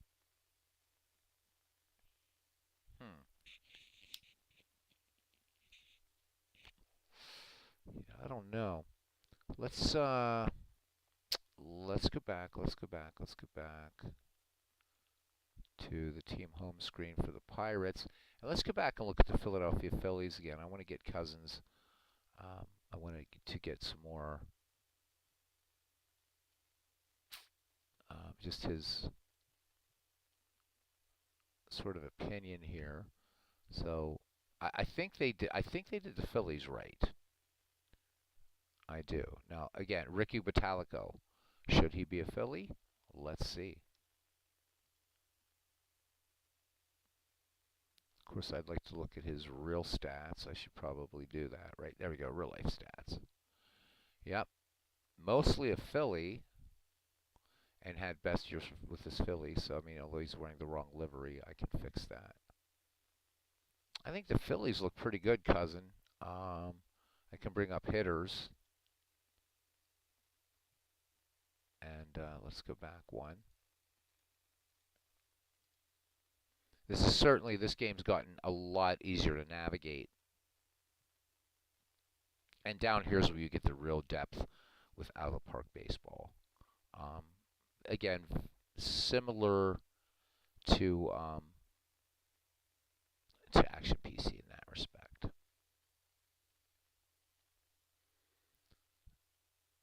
I really, really don't know. So there's Bobby Abreu. There's Beauty Bancroft. And the guys that aren't highlighted are the guys that aren't in the starting lineup. So there's Ed Delahanty. There's Darren Dalton. Um, Billy Hamilton. I got to change this picture. I got to change this picture. Is that done from the editor? Sometimes I forget how to do this because it's driving me nuts. They always pick this Billy Hamilton. Historical ID. Where is it? Where is it? Where is it?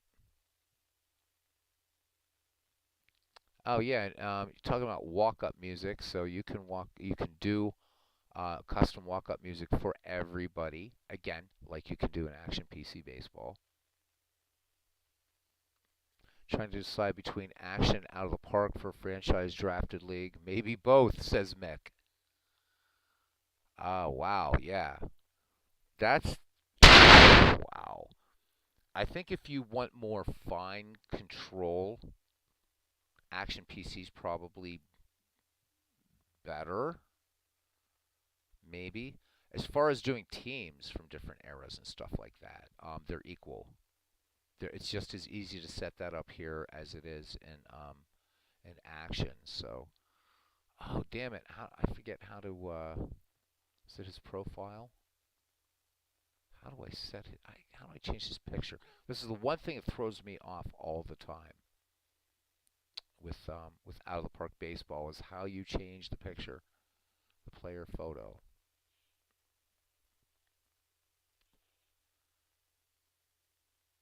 Drives me nuts. Because you would think it would be an editor, right? Um, his BNN page.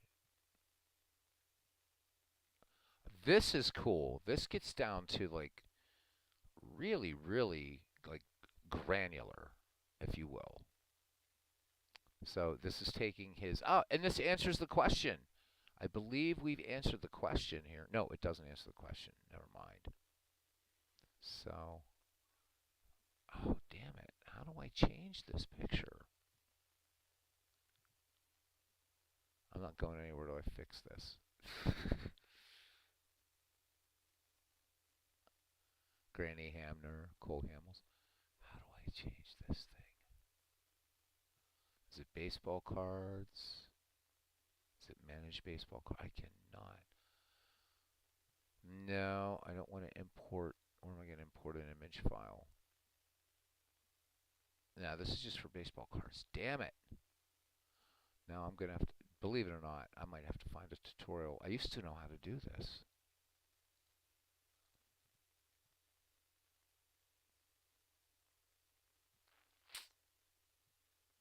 And again, just like Action PC Baseball, you can you can set how the AI manages down to the player level even too, which is really, really nice.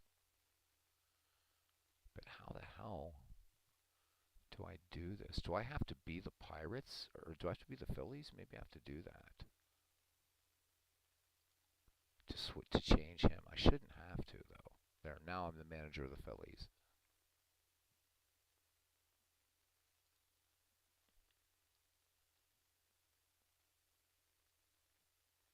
Doesn't it drive you nuts? And I'm gonna remember this at like 2 in the morning.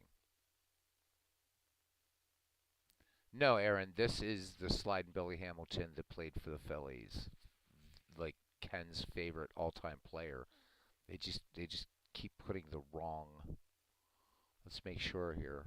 I need real life stats.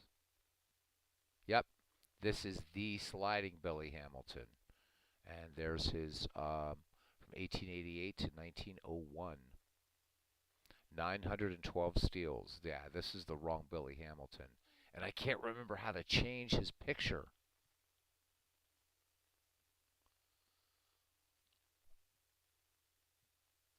Come on, man, you don't belong in here. No disrespect to the modern day Billy Hamilton, but player ID, Billy Hamilton, assign random name. I see nothing in here. Nothing at all. Ah, player picture. There it is. Import photo fit. Nope, import photo file. There we go. Found it. Now let's hope we got a good picture of Billy Hamilton.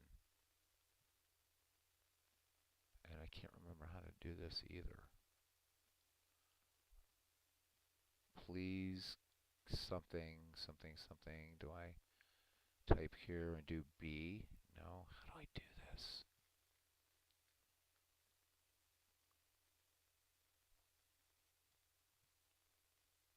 And I can't resize this. Do I go to next?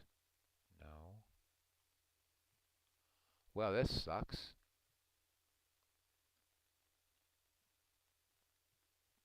Please can what? What does that mean? You bastards.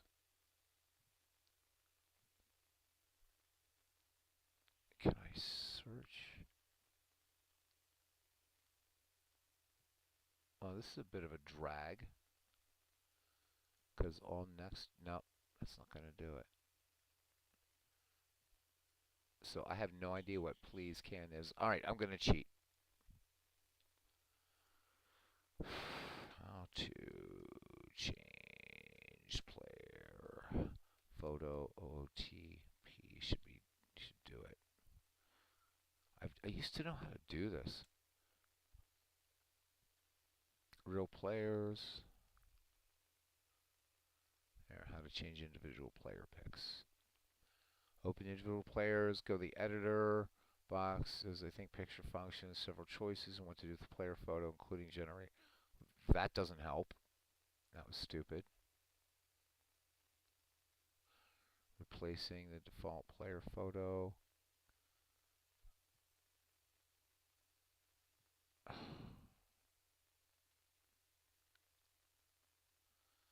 Default player image. Assign the directory. Default player image. This is terrible. I wish somebody here knew how to do this because I can't find. Cannot find this at all.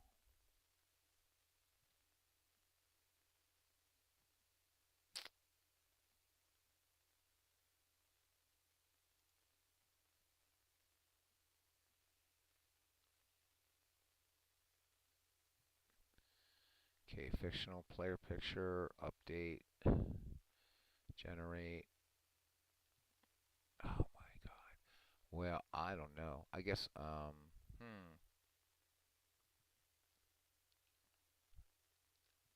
Yeah, it is, right? And I cannot remember how to do this. Ah, filter. There we go. All right, now I think, now we cook it with gas, I hope. All right, there we go. So let's see, is it Billy R. Hamilton? Oh, man. Billy Hamilton C. Is it going to be this one? Billy R.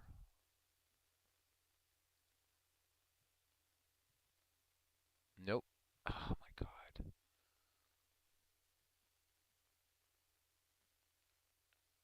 Yeah, do it, John. Do it. I think it'd be great. As I'm sitting here like an idiot trying to fix this picture of Billy Hamilton. Okay, you guys got to do a little better than this. And auto reload picture just brings us back to that. That. God bless it. All right, well, we'll just try a couple other ones here. Filter.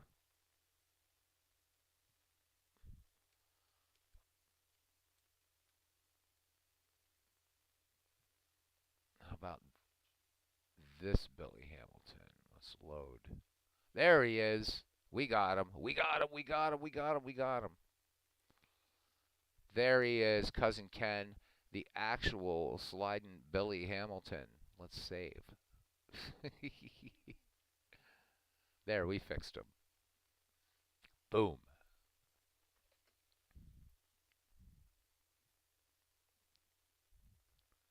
in all his glory, huh? So Ken, I know of course you weren't here for the McGreevy draft or anything like that, but boy, were folks were panicking every time the 19th century were coming up. It's like, oh, Ken would love this. Ken would love this. This guy was a great player, though he really was. A 344 lifetime batting average. Um, and actually, they extrapolate what it would be over 162 games, right? So it would have been if he had played 162, so 345. So I mean, he's already 2 points above Babe Ruth anyhow. I like his career highs in each one. So what was his best year? 111 stolen bases he did in 1889 and 1891. Hamilton was a monster. He really was. Even in his last year, 1901, he stole 20 bases. This is Cousin Ken's favorite player of all time. For you war junkies, 1894 was his best war at 11.1.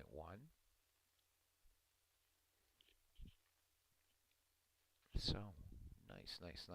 Yeah, yeah, it is. It definitely is.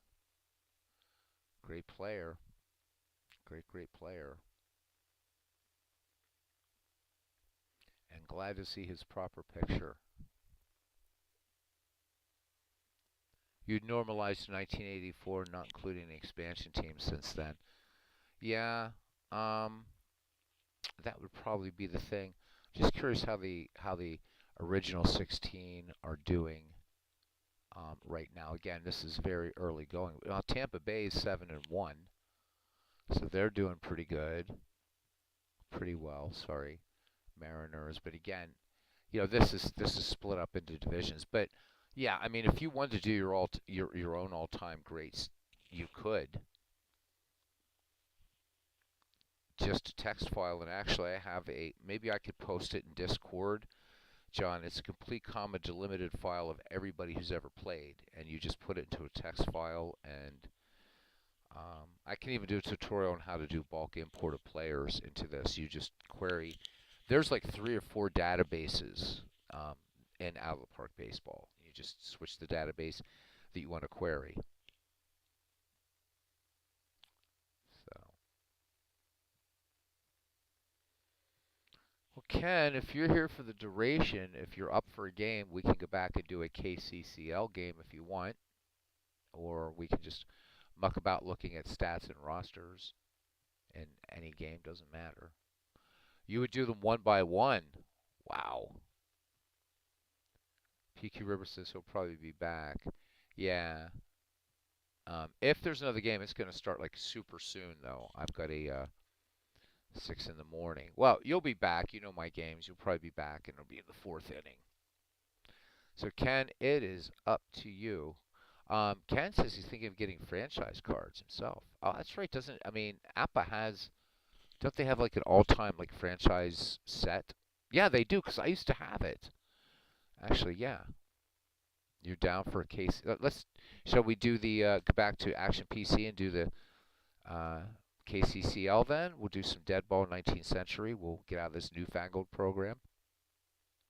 Newfangled looking thing. Let's do that. Save one more time, and just because I'm paranoid, I want to make sure that this time Billy Hamilton is fixed. Billy. All right, here we go. Drum roll. There he is. Billy Hamilton is all good to go. They have a franchise set before 1960. That would be fun to recreate digitally. I might have to buy that. All right, let's get out of the park baseball.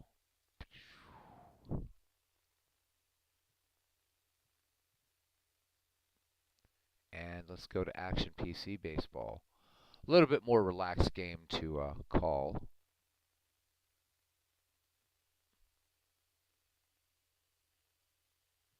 Yeah, Cardinals 10 and 20, and the yeah, exact opposite of the Pirates, 20 and 10. Again, I'm just taking it as, just for a lot of fun and stuff like that. Let's go ahead and close Steam. There we are. And let's bring up the KCCL. It's been a while. There it is, Dead Ball Tournament. Looking at the playoff bracket. So what do we have? We have the 1907 Chicago Cubs with a 2-game to nothing lead over the 1919 Reds. The 1909 Pirates and the 1908 Cleveland Navs are tied at 1 game each. We have not started 1912 Red Sox and 1884 Providence Grays. And then the 1885 White Stockings. You guys remember that game. 1 game to lead over the 1894 Baltimore Orioles. 1 game to nothing lead. Ken Castro says the best players from 1875-1960 for the initial 8 National and American League franchises of the 20th century. Master game symbols are printed on those cards. Damn. I wonder if they have that original. I wonder if they have that for baseball for Windows, because I would definitely buy that. Oh yeah, that Chicago Baltimore game, absolutely. I think let's go ahead so that way we're not stuck at 0-0. Um, so Ken, I think we're going to do the 1912 Red Sox and the 1884 Providence Grays. But before I do that, I've got to see what park I gave to Providence. I think it's Huntington Avenue grounds. Nope, it doesn't have one yet. Oh, Messer Street, because I couldn't find one. So I'm going to have to put them in Huntington Avenue grounds. At least it's New England. If and you don't mind, because nobody can seem to find an image of Messer Street. I mean, if Clinton Parks can't find one, it just doesn't exist, I'm guessing. At least from home plate outward, and we are talking about 1884 or so. Let's go to Huntington Avenue grounds. And assign team to year, which we've already done that. So assign team to park. Yep. Okay.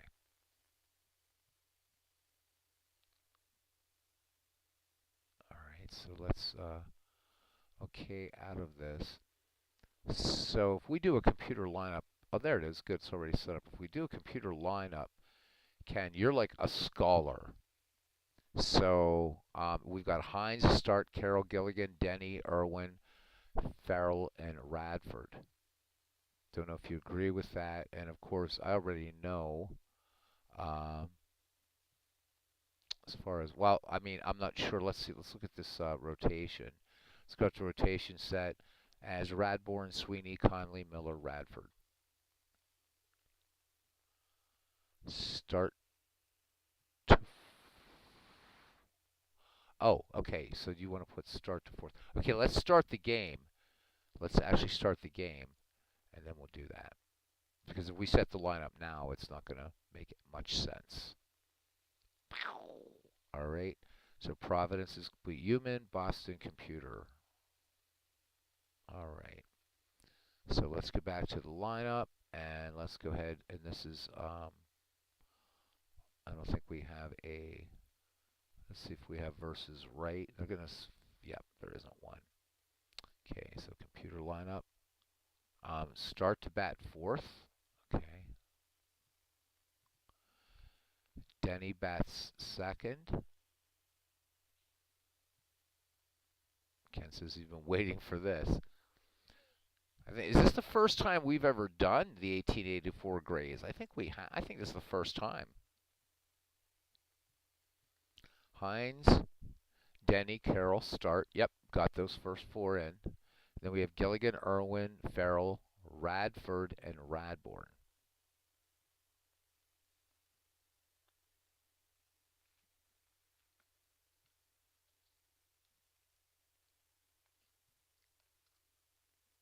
Farrell, Gilligan, Irwin. Okay, so Farrell in the 5 slot, Gilligan, Irwin, and then Radford. Oh, you want Radbourne batting 8th. Okay. and then Radford ninth. All right, here we go. And so it's going to be Radbourne versus Smokey Joe Wood. Frank Bancroft. I didn't know. Frank Bancroft. That's the manager. Didn't know that. It's 1884 Providence Grays, 1912 Boston Red Sox. Game 1. Here we go.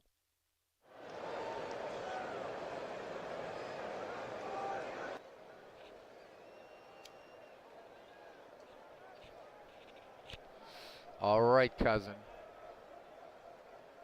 Looking at the starting defense for the 1884 Providence Grays from left to right in the outfield. Cliff Carroll. In center field, Paul Hines. I'm going to go a little slower with these photos so people can look at these players. Paul Radford in right from first to third. Joe Start at first. Jack Farrell at second. Arthur Irwin at short. Jerry Denny at third. Catching, Barney Gilligan. And pitching, well, we all know who this guy is. Anyhow. So I thought about colorizing some of these 19th century players. I have a couple really good AI programs to do that. But you know what, cousin? I want to leave them black and white. I want to leave them that way. All right, Tris Speaker will lead it off here for the Boston Red Sox. But Radbourne, let's look at his stats. 1.38 earned run average. We know about Mr. Radbourne in this on this channel. 59 wins, 12 losses, 678 and 2/3 innings pitched. Walked 98, struck out 441. This is pretty much insane. This is using stats from actual baseball seasons. This is not the baseball history collection that we used in McGreevy. I actually pulled this team from 1884, the Red Sox from 1912, so on and so forth.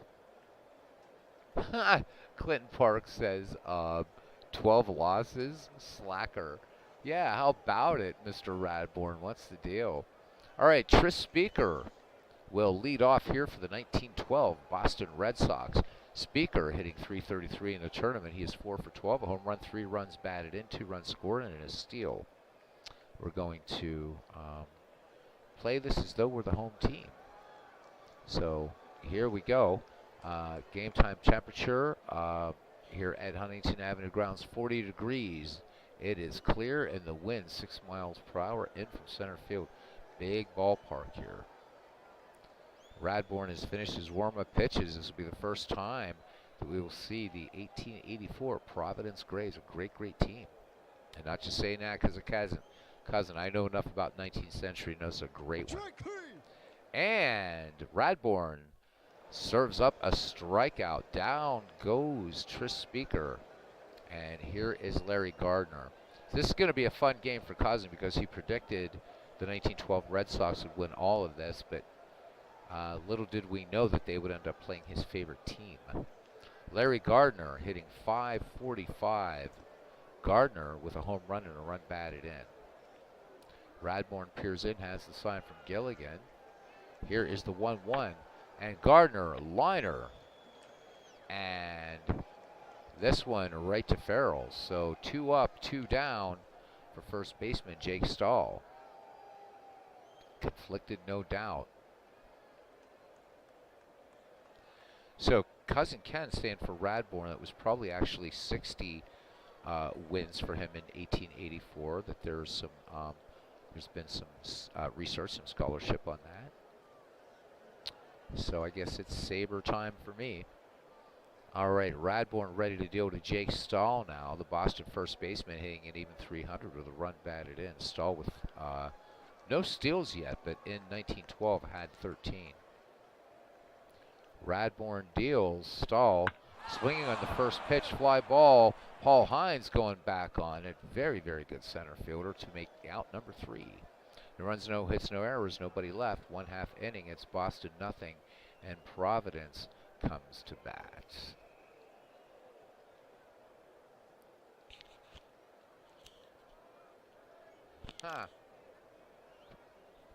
Clinton Parks here says, must have been that ball player Castro's fault. Heard he spit on the scorecard and it couldn't be read right. All right, here's center fielder Paul Hines to lead it off here. But before we do that, let's look at the starting defense for the 1912 Boston Red Sox. In the outfield from left to right, Duffy Lewis in left, of course, Mavens of Fenway Park. Should know why Duffy Lewis is famous. In center field, of course, the Gray Eagle, Tris Speaker. In right, sadly, a forgotten Hall of Famer, in my opinion, at least, Harry Hooper. From first to third, Jake Stahl, Steve Yerkes, Heine Wagner, Larry Gardner, Bill Kerrigan catching, and Smokey Joe Wood pitching. And Smokey Joe Wood not doing so well in this tournament, I should say. A 4.15 earned run average. He does have 8 strikeouts, but not able to complete any games. So we'll see what happens here as Paul Hines steps in. Hines, a 302 average, 3 home runs, 41 runs batted in. Unfortunately, you're going to see no steals for any of these Providence players because stolen base was not yet a stat in 1884. So it's going to be interesting to play this and see how this works out. Smokey Joe Wood has finished his warm-ups. We're ready to go. Here's the delivery, the 1-0 to Paul Hines. Paul Hines swings and he gets good contact on this one. Lewis going back, making the leaping grab in deep left field. So Hines is out number 1. Here is Jerry Denny, third baseman, 248 hitter. 22 doubles, 9 triples, 6 homers, 59 ribbies, 57 runs scored.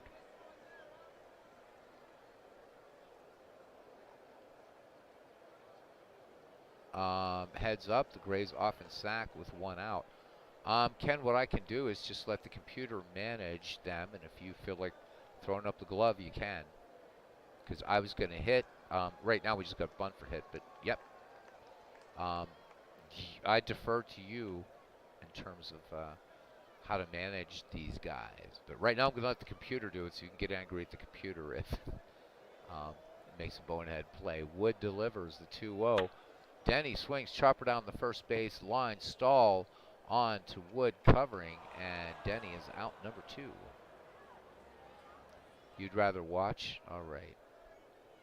And here's Cliff Carroll, 261 hitter. Sorry.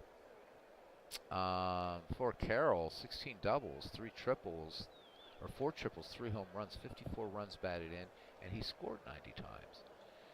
Hey, Legend Sports Universe. Good evening, buddy. Oh my God. I've been working through MLB The Show and finally got to where it's like playing the way I want it. That game is so weird to navigate. I hope you checked out that video on the rosters. According to that guy, you can bring in rosters into the next season. I don't know if that means you can bring in player customization, faces, nap it. Had fun today. Figured out in franchise mode how you can kind of see every game in the schedule after poking around and restarting the damn thing 5 times. But wow, thanks for turning me on to it, man.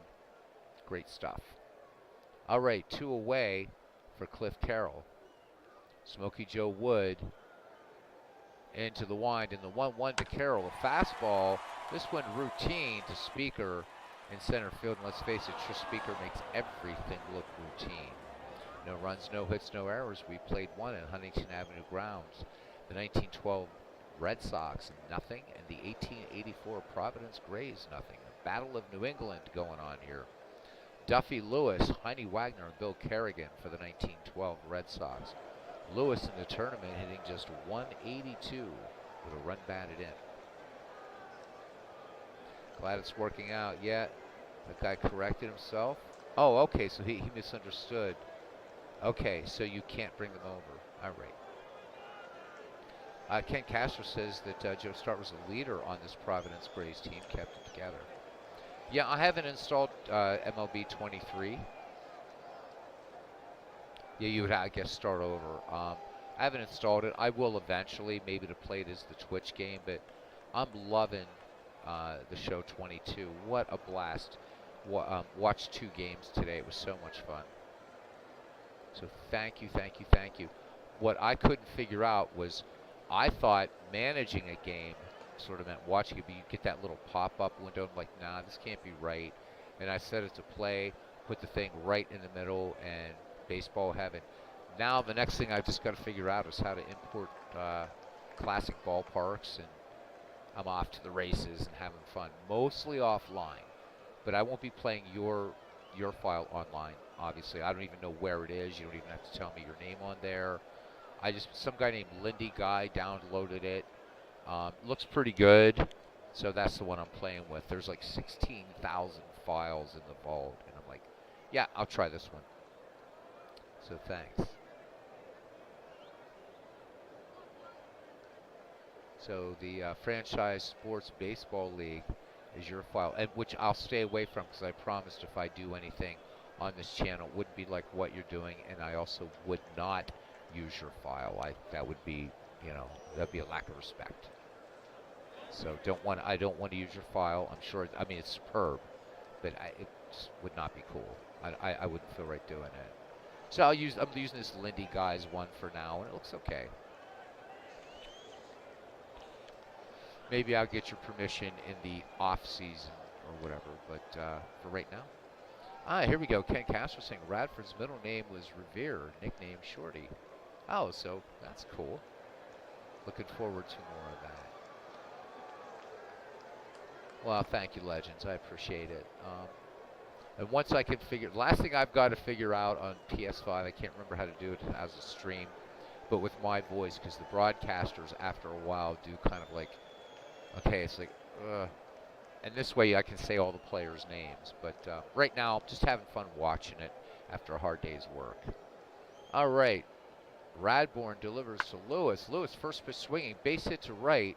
Radford is up with it. I said Radbourne, so it's Radford up with it. And Duffy Lewis aboard. And that brings up Heine Wagner. Again, no relation to Hannes Wagner. Shortstop hitting .250 with 1 run batted in. Radbourne checks Lewis at first, start holding him close. Radbourne brings it home. Wagner, and this one, Providence was looking for a possible steal. Duffy Lewis not moving off first, so the 1-0 pitch from Radbourne to Wagner. Wagner swings, fly ball. Hines camping under it, makes the catch. Lewis gets back to first. That's out number 1 here in the Boston second.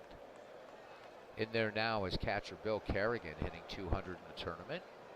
Kerrigan with a run batted in. Lewis at first into his lead. Radbourne peers in, has the sign. The 1-0 to Kerrigan. Cut on, chopped to short, and up with it Irwin. Irwin to Farrell. Farrell to start for the 6-4-3 inning-ending double play. We go to the bottom of the second, and we are scoreless here at Huntington Avenue grounds. Due up, facing Smokey Joe Wood. Here to lead it off will be Joe Start. You'll have another broadcast tomorrow. Legends, I'm off at 2:30 p.m., so I don't know if I'll catch it exactly live, but I will definitely catch the back end. I love watching your broadcast, guys. Please, please, please subscribe to that channel. Legends does all sports, of course. I actually dumped into one of your basketball games. I was going to watch it last night, and I'm like, but I got to go to bed. If it was baseball, I would have stayed up, but it was the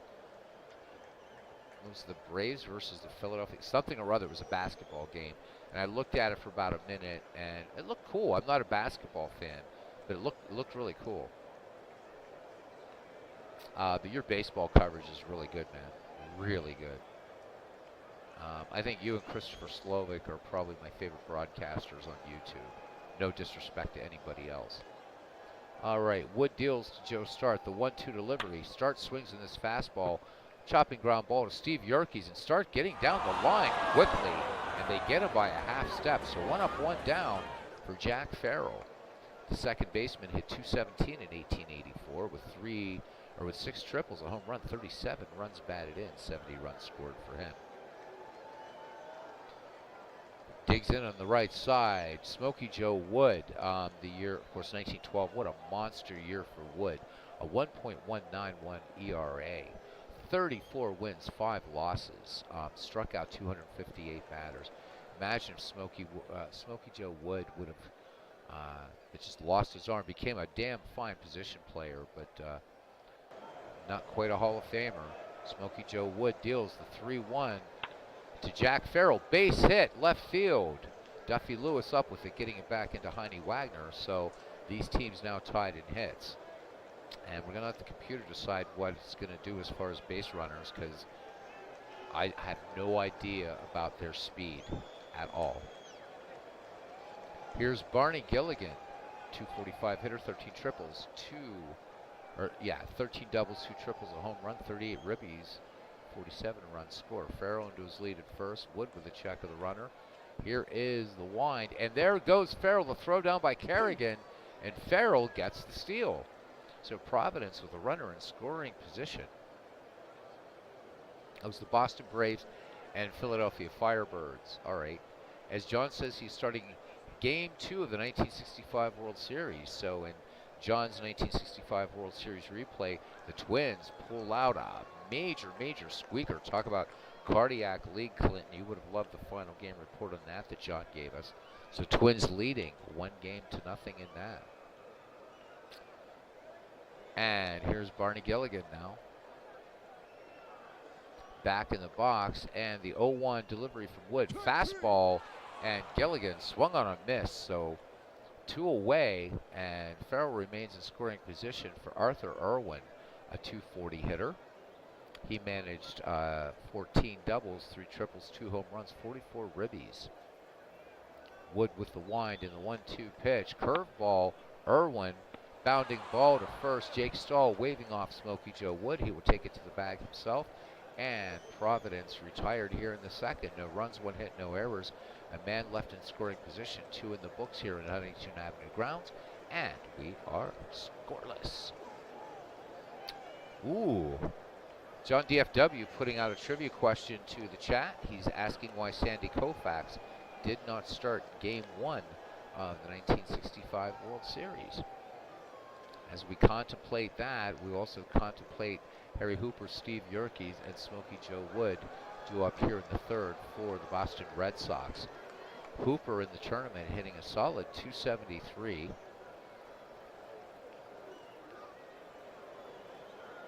Radbourn sets and delivers the 0-1. Hooper swings, and this one smacked through the middle past the glove, well, past the bare hand, I should say, of Jack Farrell. So that's the second base knock for the 1912 Boston Red Sox. And here's second baseman Steve Yerkes hitting 333s, 3 for 9, including a triple, 2 runs scored. Radbourn gets a sign from Gilligan. And we, of course, have to remember that the pitching box was just 50 feet away at this time and other things. So we kind of have to make these guys, we have to, even though the 1884 Grays, they're subject to 1893 and beyond rules. So, but the 1885 White Stockings, the last time we visited this league, what a game that was. Radbourn to Yerkes. There goes Hooper, the throw down by Gilligan. This one getting by Farrell, and Hooper's going to make it to third, so that's a throwing error on Gilligan. And Harry Hooper, 90 feet away with the potential first Boston run.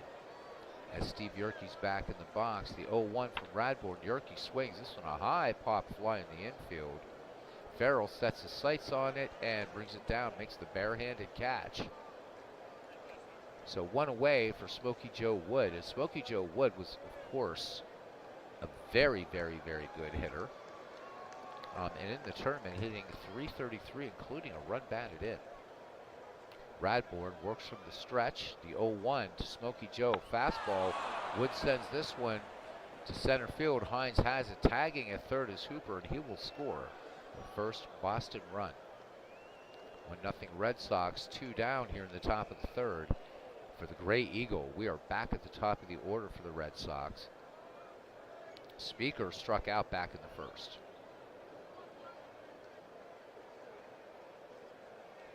Wait a minute. Ken Castro said Irwin had, I had 2 wives. I thought he said 2 wins. He had 2 wives at the same time. I guess not unlike Rube Waddell, who couldn't quite remember how many wives he had. By the way, speaking of Rube, really quickly, there's one issue I have with MLB The Show. I don't know how they do the speech in that, but Rube Waddle, dudes, really? Anyhow, really happy with the game. Really love it. Oh, so it was Yom Kippur. Okay.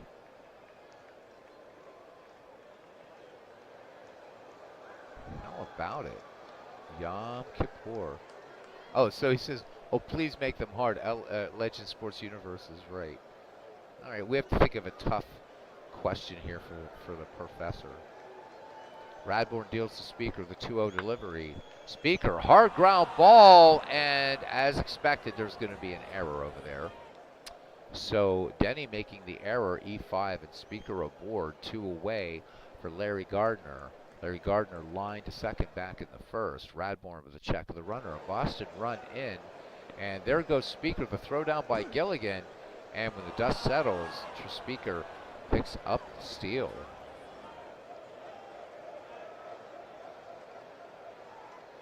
So Gardner batting with a runner in scoring position. A Boston run in here in the third.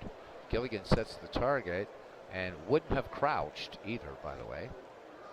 Radbourn deals the 1-0. Gardner swings, long fly ball to right, back on it is Radford, and he will make the catch. So the Red Sox pick up 1 run, 1 hit. There were 2 errors, so apparently I missed the other one. We've played 2.5, and it's the 1912 Red Sox 1, the 1884 Providence Grays 0. And here is Radbourn. Pretty decent hitting pitcher, hit 230 in 1884, including a home run. 48 runs scored. Legend Sports Universe, I concede when I read Waddell's name, I drift into saying Waddle sometimes, even though I know it's wrong. If I'm just broadcasting what he's doing, I always say it right. Nice. Nice, nice, nice. The other thing I have to remember to do if I ever do this live is I have to turn off walk-up music and the in-between inning music, because some of that runs a little over 20 seconds. And even though I have a tiny channel, I don't want to get a copyright strike from YouTube. So even though that music might be licensed by MLB The Show, it's not licensed by me. So, which is too bad. It does add a lot to it. All right, Wood deals to Radbourn, the 1-1 pitch. Curveball, and this one smacked to Stahl, and Stahl takes it on a room service bounce to retire Radbourn for out number 1. And here is Paul Revere Radford. Thank you for that, cousin. The right fielder hit just 197. 29 ribbies, a home run, 2 triples, and 11 doubles in 1884. Again, though, a very, very different game in a lot of ways prior to 1893 or 1894, depending upon which school of thought to which you adhere. Wood deals the 3-0, and Radford lays off and draws the walk. So Wood missing with a spitball. Radford aboard and giving him a fairly high steal percentage. We'll see. Back at the top of the order, Paul Hines, who flied to deep left center back in the first. 1-0 your score here in the bottom of the third is Smokey Joe Wood with the leg kick and the delivery to Paul Hines. There goes Radford, and Radford picks up the steal. So Providence bringing its running game to bear here. Runner in scoring position. Hines back in the box, 1 away. Wood deals to Paul Hines. The center fielder cuts in this hard grounder to Steve Yerkes, who goes to Jake Stahl for the 4-3 putout, and Radford will move to third on the play. 2 away, Jerry Denny grounded to first. As Legend Sports Universe says that Paul Hines has always been a beast in his leagues.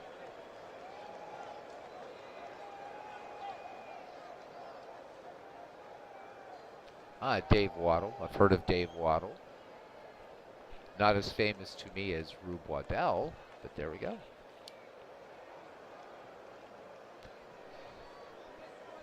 Denny, nothing for one. Wood works from the stretch. The 2-2. Denny swings. Ground ball to Gardner at first and throws out Denny in plenty of time to retire the side. So Providence, no runs, no hits, no errors. One left on. We head to the top of the fourth. The Red Sox won, the Grays nothing. And it'll be Jake Stahl, Duffy Lewis, and Heine Wagner due up for the 1912 Red Sox. Radbourn in the game has struck out one, has not walked a batter. 2 errors for the Grays, again to be expected, and expect to see some errors for these Red Sox. All right, the target is set for Radbourn. Here is the 0-1 delivery. Stahl sends this one high and deep to left. Carroll back on it, making the catch. So 1 up, 1 down. And we have the makings of a pitcher's duel here, as Radbourn will now face Duffy Lewis, the left fielder, singled back in the second. One of only 2 hits off of Radbourn. Here's the 1-2. Lewis lines this one to right, and this one right into the glove of Paul Revere Radford. I love that. Heine Wagner, nothing for one. The shortstop fly to deep right center in the second. Radbourn with the leg kick and delivery, the 0-2. Wagner swings hard hit ball, grounder to Denny at third, but plenty of time for him to throw across the diamond to Joe Start to retire Heine Wagner and the Boston Red Sox. We go to the bottom of the fourth. It's the Red Sox 1, the Grays nothing. Just 3 hits in this game. Providence is left 2, Boston stranded 1. Cliff Carroll, switch hitter, will lead it off, batting lefty here against Smokey Joe. Carroll last time fly to left center. Wood sets in, fires, 2-1 pitch, curveball to Carroll. This one, hard ground ball to Yerkes, and plenty of time to toss on over to Jake Stahl for the 4-3 putout. 1 away here in the bottom of the fourth here at Huntington Avenue grounds. Joe Start, nothing for 1, grounded to second. Oh my God. So a couple things about Paul Hines. Ken Castro chiming in after Legends talking about Paul Hines. So Paul Hines started the first triple play in National League history, and also that he was deaf in later years as a result of a beating. Oh my God. Ouch. All right, and here is Joe Start. Good clear picture for the time. I don't want to clean up these old photos. I like the way they look. Wood delivers to Start, 3-2 pitch, and Joe Start hits this one for extra bases into right field. Speaker getting to that ball and getting it quickly, but an extra base hit for Providence, and they are tied now in hits, 2 each. 1 down, good opportunity here for Providence to tie this up in the bottom of the fourth as second baseman Jack Farrell steps into the box. Farrell singled back in the second. So 1 of only 2 Providence hits, the other one out there at second base. Smokey Joe Wood with a check of Joe Start at second brings it home, the 1-2 to Jack Farrell, and Jack Farrell called strike 3. So Smokey Joe Wood, that fastball hitting the corner. And here is Barney Gilligan. And Barney Gilligan also goes down swinging. Sorry for the very quick no pause between at bats. My bad. No runs, 1 hit, no errors, a runner left in scoring position. We've played 4. Good tight ball game here. Boston 1, Providence nothing.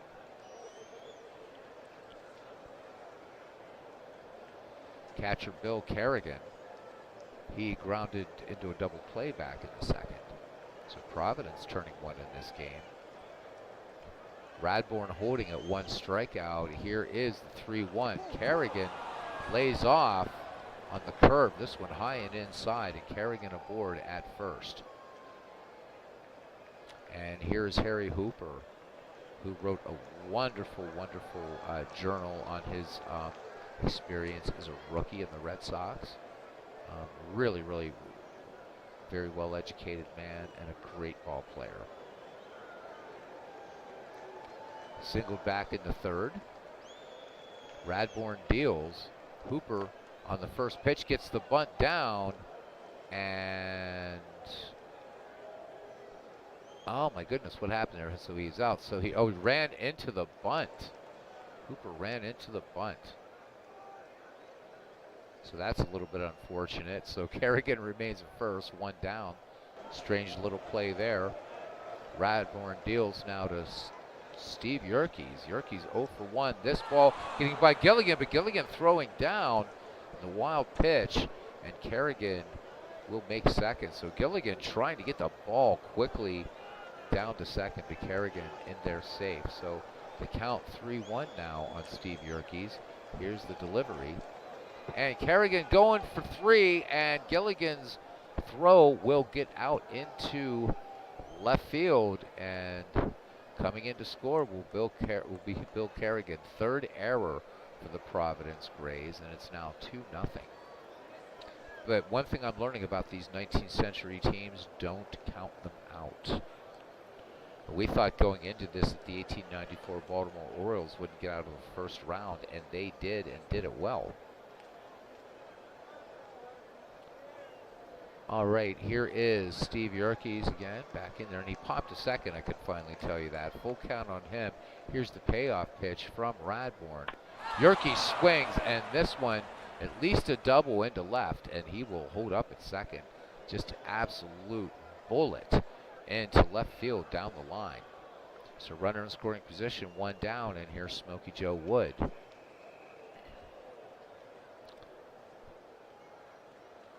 Radbourn checks Yerkes at second.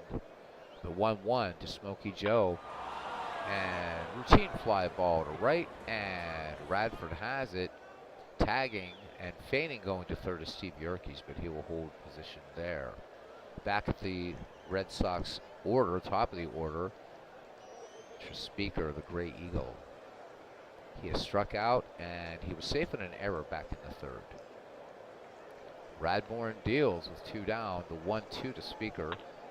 Speaker liner right to third, and that will do it for the Red Sox. But 1 run, 1 hit, 1 costly error. We've played 4.5. It's Boston 2, Providence nothing. I have to say that Providence is a good showing here. Due up is Arthur Irwin, the shortstop, grounded to first for the Grays back in the second. Smokey Joe Wood has struck out 3, walked 1 in this game. Smokey Joe into his motion, the 1-2 to Arthur Irwin. Fastball swung on and missed, and Smokey Joe Wood picks up strikeout number 4. Halfway to the 6th, errors Ken Castro said that he predicted. And Aaron Reed says in baseball you can be down, but you're never out. All right, Charlie Radbourn back in there now. Good old Charlie.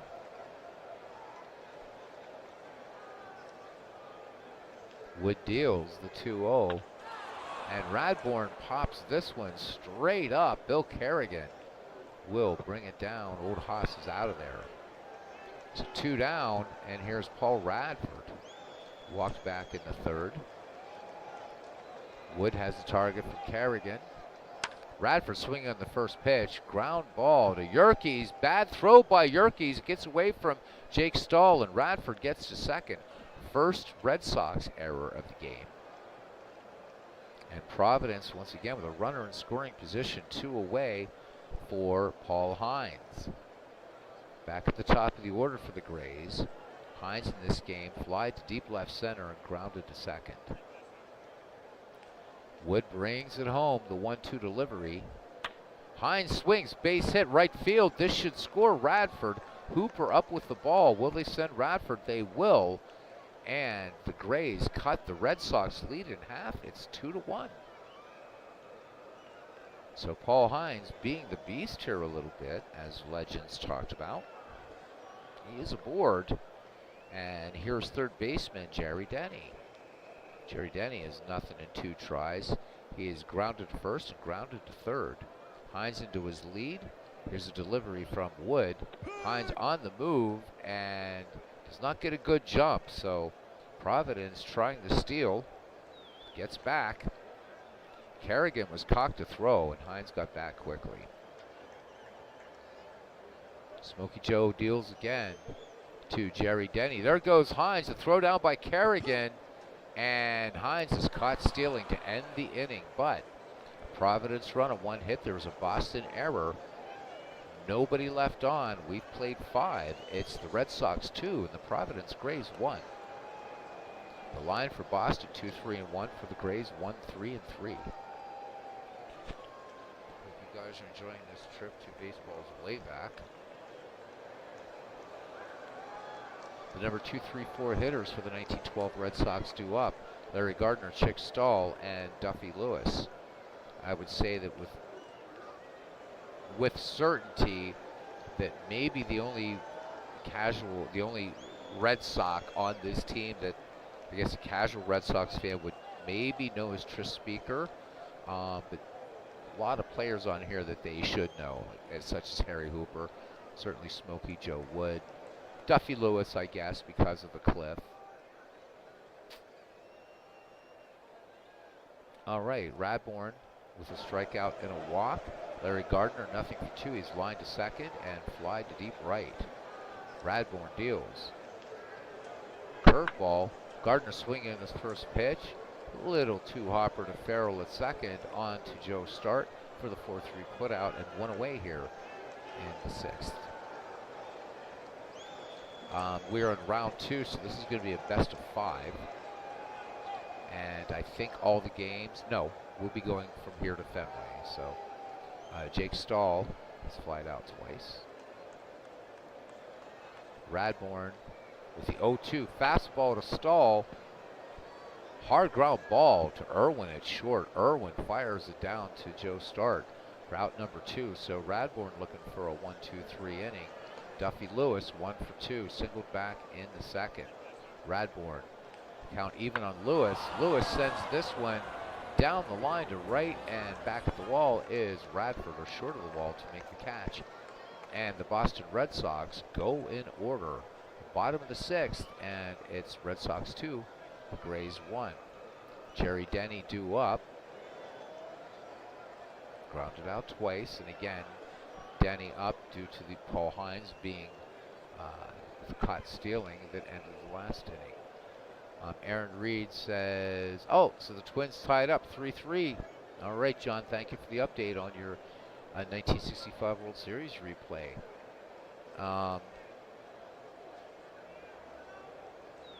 Aaron Reed says he was listening to Ernie Harwell's last appearance on television when he did an interview with Bob Costas in the MLB Network. He didn't appear like he was in bad health. Ken Castro says, what do you think Cousins should get the 1904 season or the aforementioned franchise set before 1960? Oh man, you've been wanting to do the 1904 season. So Brad Church asked me a tough question earlier in the chat. Now you're asking me one. If it was me, I'd buy the franchise set just because of all the things you can do with it. That's me. I mean, because you can mix and match. Oh my God, the possible combinations, permutations you would have with that franchise set. Even though the 1904 season's great, I think you would have a blast playing with that franchise set. See how you'd manage the fills. Oh no, don't be sorry.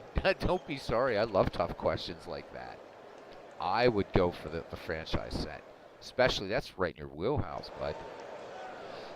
Up to 1960, that's in your wheelhouse. And you don't have to worry about these pesky pitchers that only go 5 innings now. Right? You get to pitch, you know, Robin Roberts. You got Chuck Klein. Pete Alexander. So you're leaning toward the franchise set. Yeah, I'd be all over that like brown on rice, pal. But just because 1904 is a great season. And an unfinished season, isn't it? No World Series, just like 1994. All right, Wood deals to Denny. Here's the 2-2. Although 94 doesn't quite intrigue me as much. Gardner on to stall to retire Jerry Denny for out number 1. And a big side going up around Huntington Avenue grounds here. We're going to pretend, however, that this is Messer Field. We'll just pretend it's Messer Field from here on in. All right, Cliff Carroll. He is flied out and grounded out. 2-1 score here in the bottom of the 6th. Smokey Joe Wood deals the 1-1 delivery to Carroll. Carroll swings. Wagner coming in on this ball. This is going to be a close play at first. And how about it? So Cliff Carroll beating it out. And that is the 4th hit for the Grays. So 1 out. And here's Joe Start. Doubled back in the 4th. Yeah, the Giant, oh my God, right? Giants are crazy. But you know what? I mean, but still, right, you want to do some little exhibition games and stuff before you jump into it, man. You got Mathewson for the Giants, counter with Alexander from your Phillies, right? And I'm hoping they did their, I mean, I'm sure old Pete is on the Phillies. He wasn't on the Cardinals long enough, so. Yeah, the Giants are great. In fact, Legend Sports Universe, I don't think he's still here, but he was doing a, in his franchise All-Stars League, that Giants team is insane on there. They're just ripping up the National League like crazy. And it's definitely stacked, as you say. All right, Joe Start 1 for 2. Here we go. See if Providence can get another run in. Wood delivers, 1 out. There goes Carroll, and the hit and run was in motion. It's as if Ken Castro was managing this team. Joe Start gunned down Wagner to stall in the 6-3. Carroll moves to scoring position in second, and Jack Farrell steps in, the second baseman, singled back in the second. So Providence with 4 hits off of Smokey Joe Wood. Boston only 3 off of Haas Radbourn. Hubble, Big Six, McGinnity, Marquardt, Amos Russi, Jeff Tesreau. Yeah, you're definitely more than leaning there, cousin. Definitely more than leaning, aren't you? Smokey Joe Wood with a 1-2 delivery. Oh my goodness gracious! A swing and a miss. Farrell goes down swinging. No runs, 1 hit, no errors. 1 left on. We've played 6 here at Messer Field in Providence, and it's Boston 2 and the Providence Grays 1. Due up, Heine Wagner, Bill Kerrigan, and Harry Hooper for the 1912 Sox. Just interested to see. So there must be an upper cap to what Action PC does. So Radbourn, good for 150 pitches. He's up to 65, so he'll definitely pitch a complete game here. I thought it was going to be a blowout too, but it's a pretty damn fine game, cousin. Just 7 hits right now, as I need to move that forward a little bit. There we go. 7 hits in this game, that's it. Radbourn deals the 1-1 to Wagner. Wagner swings, base hit into right field. Radford up with it. Wagner making the turn at first. So Boston picking up its 4th base hit. And here's catcher Bill Kerrigan. Kerrigan grounded into a double play, and then he walked back in the 5th. Heine Wagner at first, pretty good speed. 21 steals in the 1912 season. Radbourn peers in, has the sign from Gilligan, or Kerrigan, from Gilligan. Kerrigan switches. We got so many Irishmen around here. Kerrigan is out at first. Wagner moves to second, 1 away. Harry Hooper is 1 for 2. And so back in the 5th, Harry Hooper laid down a bunt and was hit by the bunt. So something you don't see very much, not only in these sim games, but when was the last time that happened in Major League Baseball, I wonder, when somebody was out hit by his own bunt. Radbourn deals, count even on Hooper. Hooper swings, and this one will be for extra bases. And Hooper's going to pick up an RBI. Radford has it, hits the cutoff man Farrell. Farrell will throw to Denny at third, and Hooper has the RBI triple. And now Boston ahead 3-1 here in the top of the 7th. This is only game 1, best of 5, and I think Providence doing very, very well here. The 3 errors not really, well, somewhat of a factor, but not much. Not as bad as you would think.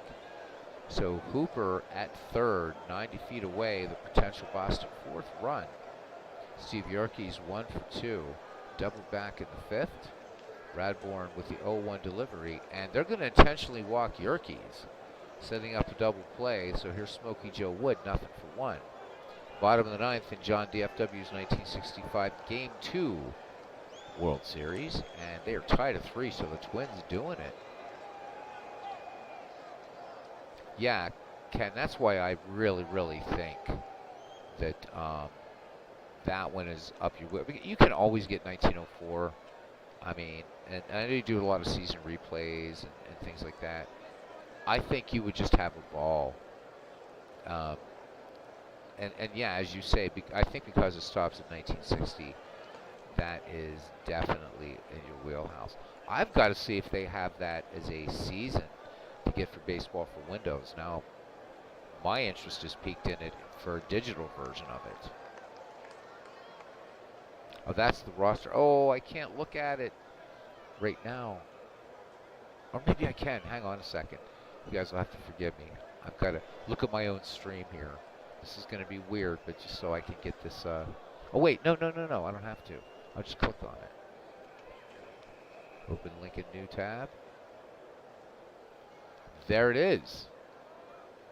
So, cousin, thank you. I can actually just bring this in Baseball for Windows. Oh, I'm going to look at these rosters. Good stuff. Oh, could have a ball with this. Bats 3 pre-expansion. Nice. Look at all those Hall of Famers in there. Look at the Cardinals. Oh my God. Cardinals got a pretty tough team there too. I know how to get back to this game, but let's see. There's not a single Pirate Hall of Fame pitcher. Babe Adams, though. What an excellent pitcher he was. Good to see both the Wainers in there, of course. Thanks, cuz. I'm downloading this bad boy like right now.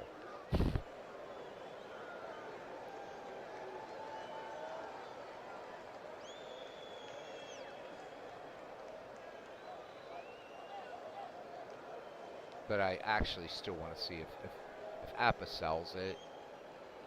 I would rather just buy it to support APA. But thank you.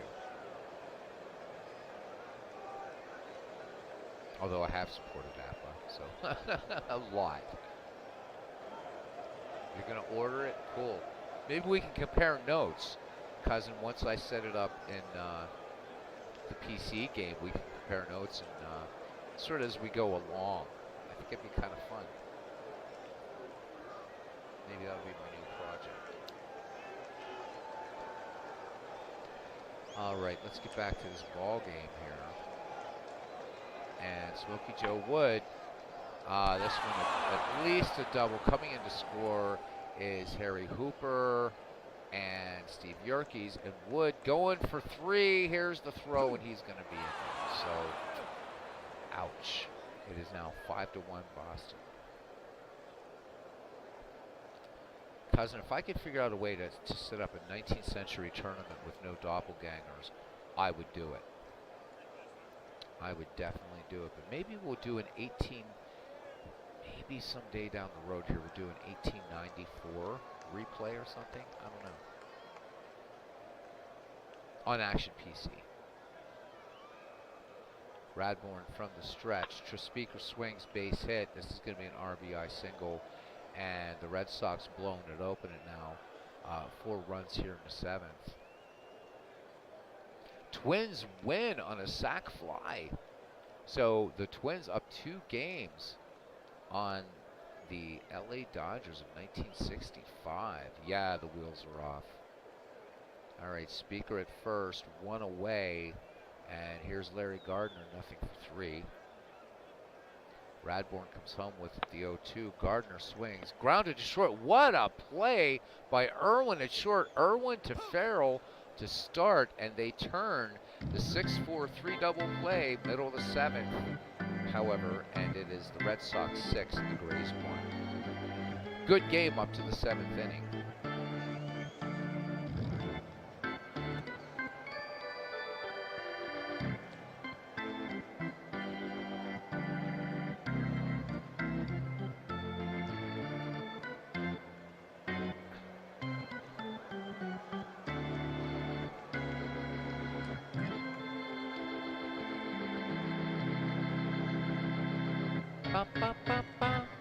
All right, back to it, guys. And here's Barney Gilligan leading it off here for Providence.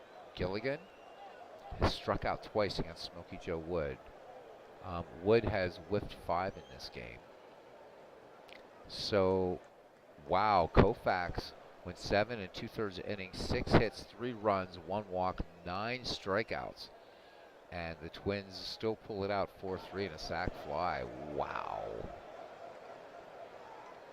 Yeah, I gotta wonder what that does to a pitcher's psyche. He mows down 9 and still loses.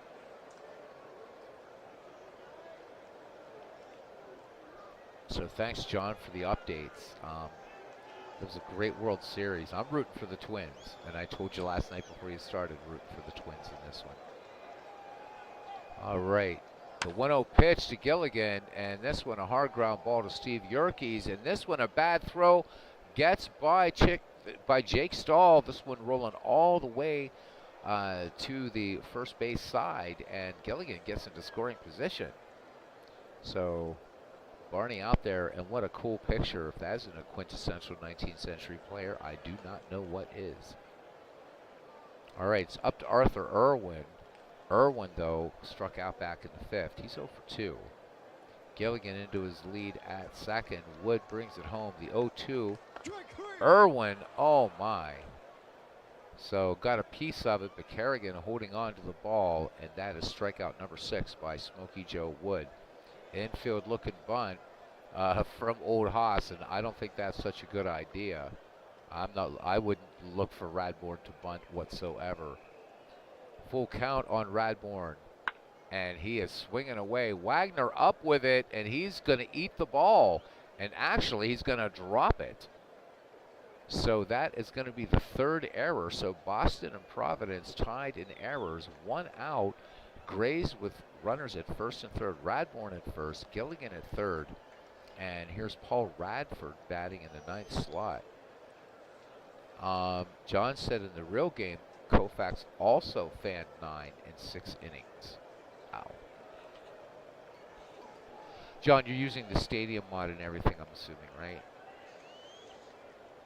For, because I think you said you did download that. Stadium mod and the uniform mod make Out of the Park just so much more immersive, I think, too. All right. All right, awesome, John. Good to know it. Wood from the stretch, the 2-1 to Paul Radford. Radford lines this one to right. Harry Hooper has it. Gilligan tagging, and they will not send him. So 2 away, and here's Paul Hines.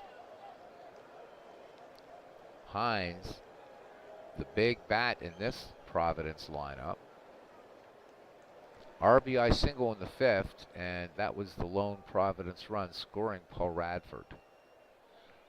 Radbourne at 1st, Gilligan at 3rd, Wood from the stretch, the 2-0 to Paul Hines. Paul Hines swings, chopping ground ball to Gardner at 3rd. They will not turn 2. He fires on to Steve Yerkes. Oh no, that does retire the side. Let's look at that again. My bad. So Hines chops to Gardner, who goes to Yerkes, and yeah, that does it. After 7, it's Boston 6, Providence 1. Jake Stahl will lead it off here. Stahl nothing for 3. Radbourne with the 0-2 delivery. And we have actually Olaf Hendrickson comes in. and flies out to deep right to Paul Radford. So Stahl's day is done, and here's Duffy Lewis. Lewis 1 for 3 in the game. Singled way back in the second. Radbourn deals the 1-1 to Lewis. Lewis swings. This one fouled on the first base side, giving chase as Joe Start. This one will get out of play. 1-2 delivery now. Fastball to Lewis. Straightens this one out. Fly ball to deep right. Back on it is Radford to close his hands around the horsehide. 2 up, 2 down. Heine Wagner singled back in the seventh. He's 1 for 3 overall. Digs in on the right-hand side. Radbourn, the twirler for these Grays, will bring it home. The 0-2. Wagner swings, and Wagner will get on. It's an E4, and we're up to 4 errors for Grays. We'll see if Cousin Ken's prediction comes through. I believe he said 6 errors, so we're 2 away. So Wagner aboard, 2 down for Bill Kerrigan. He is 0 for 2 with a walk. Wagner leads off first. Wagner with 21 steals in 1912. Radbourn with a 1-1 delivery. Kerrigan, this one gets by Gilligan, and this one a pass ball. Wagner moves to second on the play, still 2 away, and nothing would change that. And big swing and a miss. Bill Kerrigan is out. Got to excuse me, I'm starting to get a little tired, guys. 6 a.m. wake-up call here, but I got it. Only working a 7-hour day tomorrow. And Jerry Denny will lead it off here in the bottom of the 8th for Providence. He has grounded to first and grounded to third twice. Smokey Joe Wood fires it in to count even on Denny. Fastball, swing and a miss. And that's the 7th strikeout by Smokey Joe Wood. And Joe Wood is just such a dominant pitcher. And again, this is a best of 5. I'm not going to count this Providence team out. I'm kind of pulling for him a little bit. All right, Cliff Carroll. 3-2 delivery to Carroll. Carroll base it up the middle. Smokey Joe Wood unable to get that ball, and that one splitting Yerkes and Wagner. Speaker getting the ball in. Carroll on. Here's Joe Start. Start is 1 for 3. Had a big double back in the 4th. Joe Wood deals the 2-2 pitch. Curveball, base hit to right. Hooper up with it. Carroll rounds second, but he'll hold. Hooper with a good arm out there in right field for the Red Sox. And here comes Jack Farrell. Singled and struck out twice in this game. So Providence trying to get something going. Boston looking double play. The 1-0. Farrell swings. Base hit up the middle. Speaker has it. And they're going to hold Carroll. And how about this, baseball fans? The Providence Grays have the bases loaded here in the bottom of the 8th.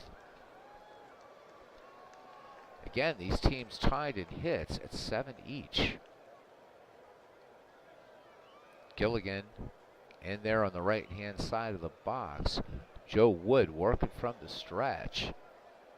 Kerrigan out to have a quick chat with Smokey Joe back behind the dish.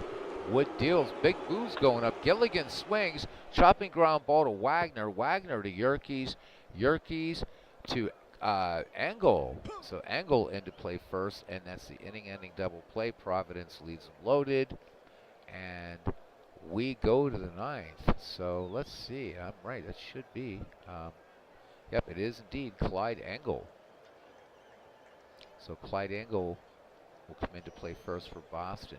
Harry Hooper having a good day at the plate. He is 2 for 3. We're not even going to worry about who scored whom and what. That was a big 4-run 7th inning for these Red Sox. Radbourn deals the 2-1. And this one smacked by Hooper, turning on the Jets' leadoff double. Radbourn comes home with it. You know, Cousin, you know, it'd be fun. I could set up a little series maybe after this is over. Let's see who was Providence's bane in that season, or who finished second. It'd be fun to do a little mini World Series, or you know, a little 1984 type or 1884 type thing. I think it'd be a lot of fun. I'd like them to make it. I'd like them to play the 1885 White Stockings. It's one of the reasons, too, why I'm rooting for them. Okay, here's the delivery to Smokey Joe Wood. The 1-2 from Radbourne. Wood, chopper to second. Farrell, oh no, a bad throw. So that's E4, and we're up to 5 errors. Joe Wood at first, and coming in to score is Harry Hooper. So costly error. It's now 7-1. Speaker in the box now. Radbourne with the wind in the 0-2. And Speaker base hit to right. Radford up with it. Wood rounding second. He will hold. To aboard for Boston. And here's Larry Gardner. Larry Gardner has been absolutely stymied by Haas Radbourne. The 1-0. And base hit up the middle. Hines has it. Wood rounding third. And he will hold in Boston now with bases loaded. And Clyde Engel making his first appearance in this tournament. But Engel in 1912, a 234 average, 18 ribbies, 32 runs scored, 12 steals. Gardner at first, Speaker at second, Wood at third, 1 down. Radbourne looking double play. Here's the 2-1. Engel swings. Oh, great play by Denny at third, on to Farrell and over to Joe Start. A 5-4-3 inning-ending double play. Fantastic play at third. We go to the bottom of the 9th, and the Grays have a lot of work to catch up on. But again, it's a best of 5. So Arthur Irwin will start it off here. 0-for-3. Smokey Joe Wood should get this complete game win. The 0-2. Irwin swings, but let's not count him out yet. That is base hit number 8 for the Grays. I definitely want them against a 19th century team. They're playing Radbourne to bunt. See, playing that more modern baseball. We'll see what Radbourne is not going to be bunting. That's just not going to happen. Oh, Radbourne's out of the game, and Charlie Bassett is in there, and Engel bobbles the ball at first, and Boston commits his 4th error. 2 on now for Providence, and here's Paul Radford. Irwin at second, Bassett at first. Look at Bassett's numbers really quickly as he got in there fast. A 139 average, 6 runs batted in. Smokey Joe Wood comes home with the 1-0. Radford base hit, right field. Hooper up with it. Will they send Irwin? They will not. So here we go. Bases loaded, nobody out, and here's Paul Hines, who is 1-for-4. See what the center fielder can do against Smokey Joe Wood as Wood fires the 0-1 fastball, and this one he tags it, but this one twisting foul on the left-hand side. Hines back in the box. The 0-2 from Smokey Joe. Hines swings. This one a long fly ball to left, back off the wall, and Providence is going to score 3. Paul Hines with a 3 RBI double, and check it out, with nobody out, Providence is now within 3 here in the bottom of the 9th. And what did we say about these 19th century teams? And there I was thinking it was going to be over, but Providence in business here. And there we go. Wow, Joe Denny, says Ken Castro. Woohoo. All right, nice. Let's see what Providence can do here. This would be, well, let's just keep it going here. Oh, right. I love it. I absolutely love it. All right, Jerry Denny's due. He has grounded out 3 times and struck out. Smokey Joe Wood with the 0-2 to Denny. Curveball, and Denny not able to get to that hammer. This one pinning the outside half of the plate. That's strikeout number 8 for Joe Wood. 1 down for Cliff Carroll. Cliff Carroll, infield single back in the 6th. Wood's 2-1 delivery to Carroll. Fastball. This one slapped to the left-hand side, and this one will go foul. Count even now, and Smokey Joe Wood has reached his pitch count limits, showing some signs of fatigue. See if Boston's going to go to its pen with a 3-run lead. 2-2 pitch to Carroll. Wood stays in there. Hopping ground ball to Wagner at short. on to Clyde Engel at first. 2 outs, and it's down to Joe Start. It'd be nice if Joe Start could at least get Paul Hines in, but Providence getting 3 in the bottom of the 9th. It's a beautiful thing. Each team tied with hits, and there's 9 errors in this game, so fun one. Wood deals the 1-1 pitch to Joe Start. Fastball, and this one will come back to Joe Wood, and that will end Game 1. And Boston holds on, staving off a bottom of the 9th inning rally by Providence to take this one 7-4. It was not a blowout after all, baseball fans.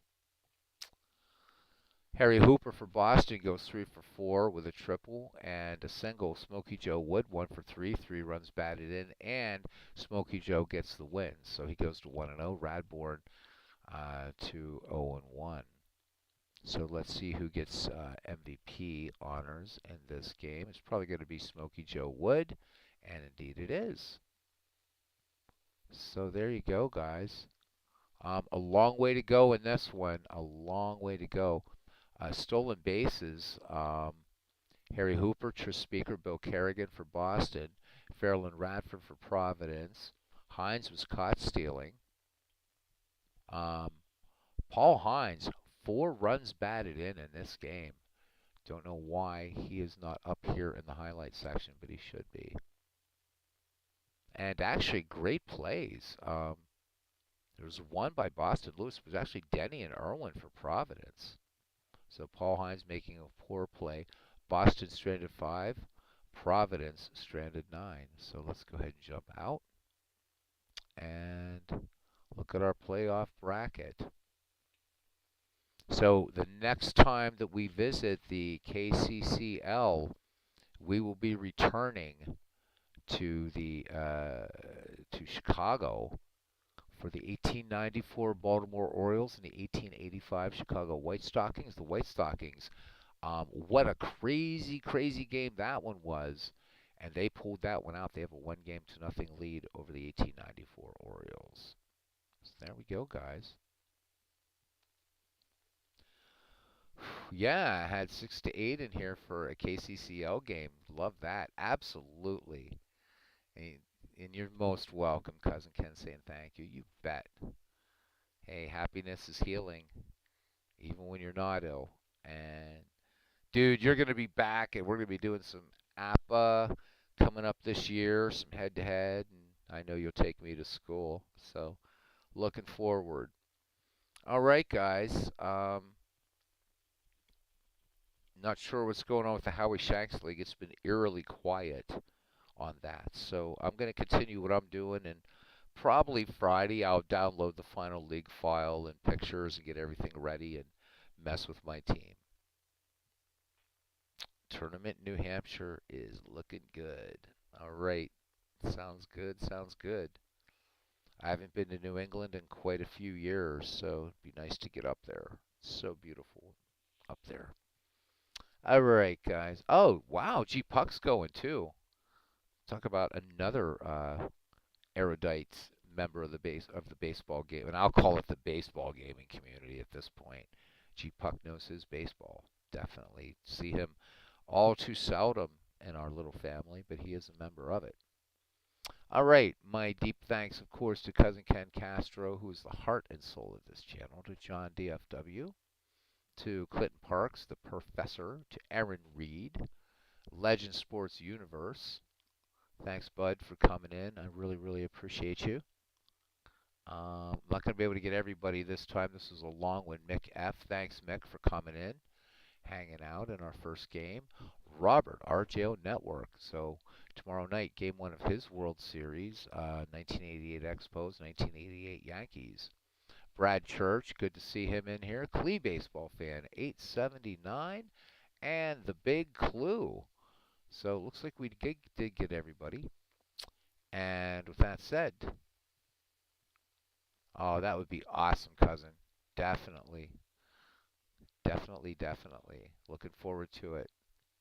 All right, guys. So next time, see you around the batting cage. And roll some up. Have some fun. And get that, treat yourself and get that franchise set for Apple Cards and Dice, man. All right, see you guys next time. Good night.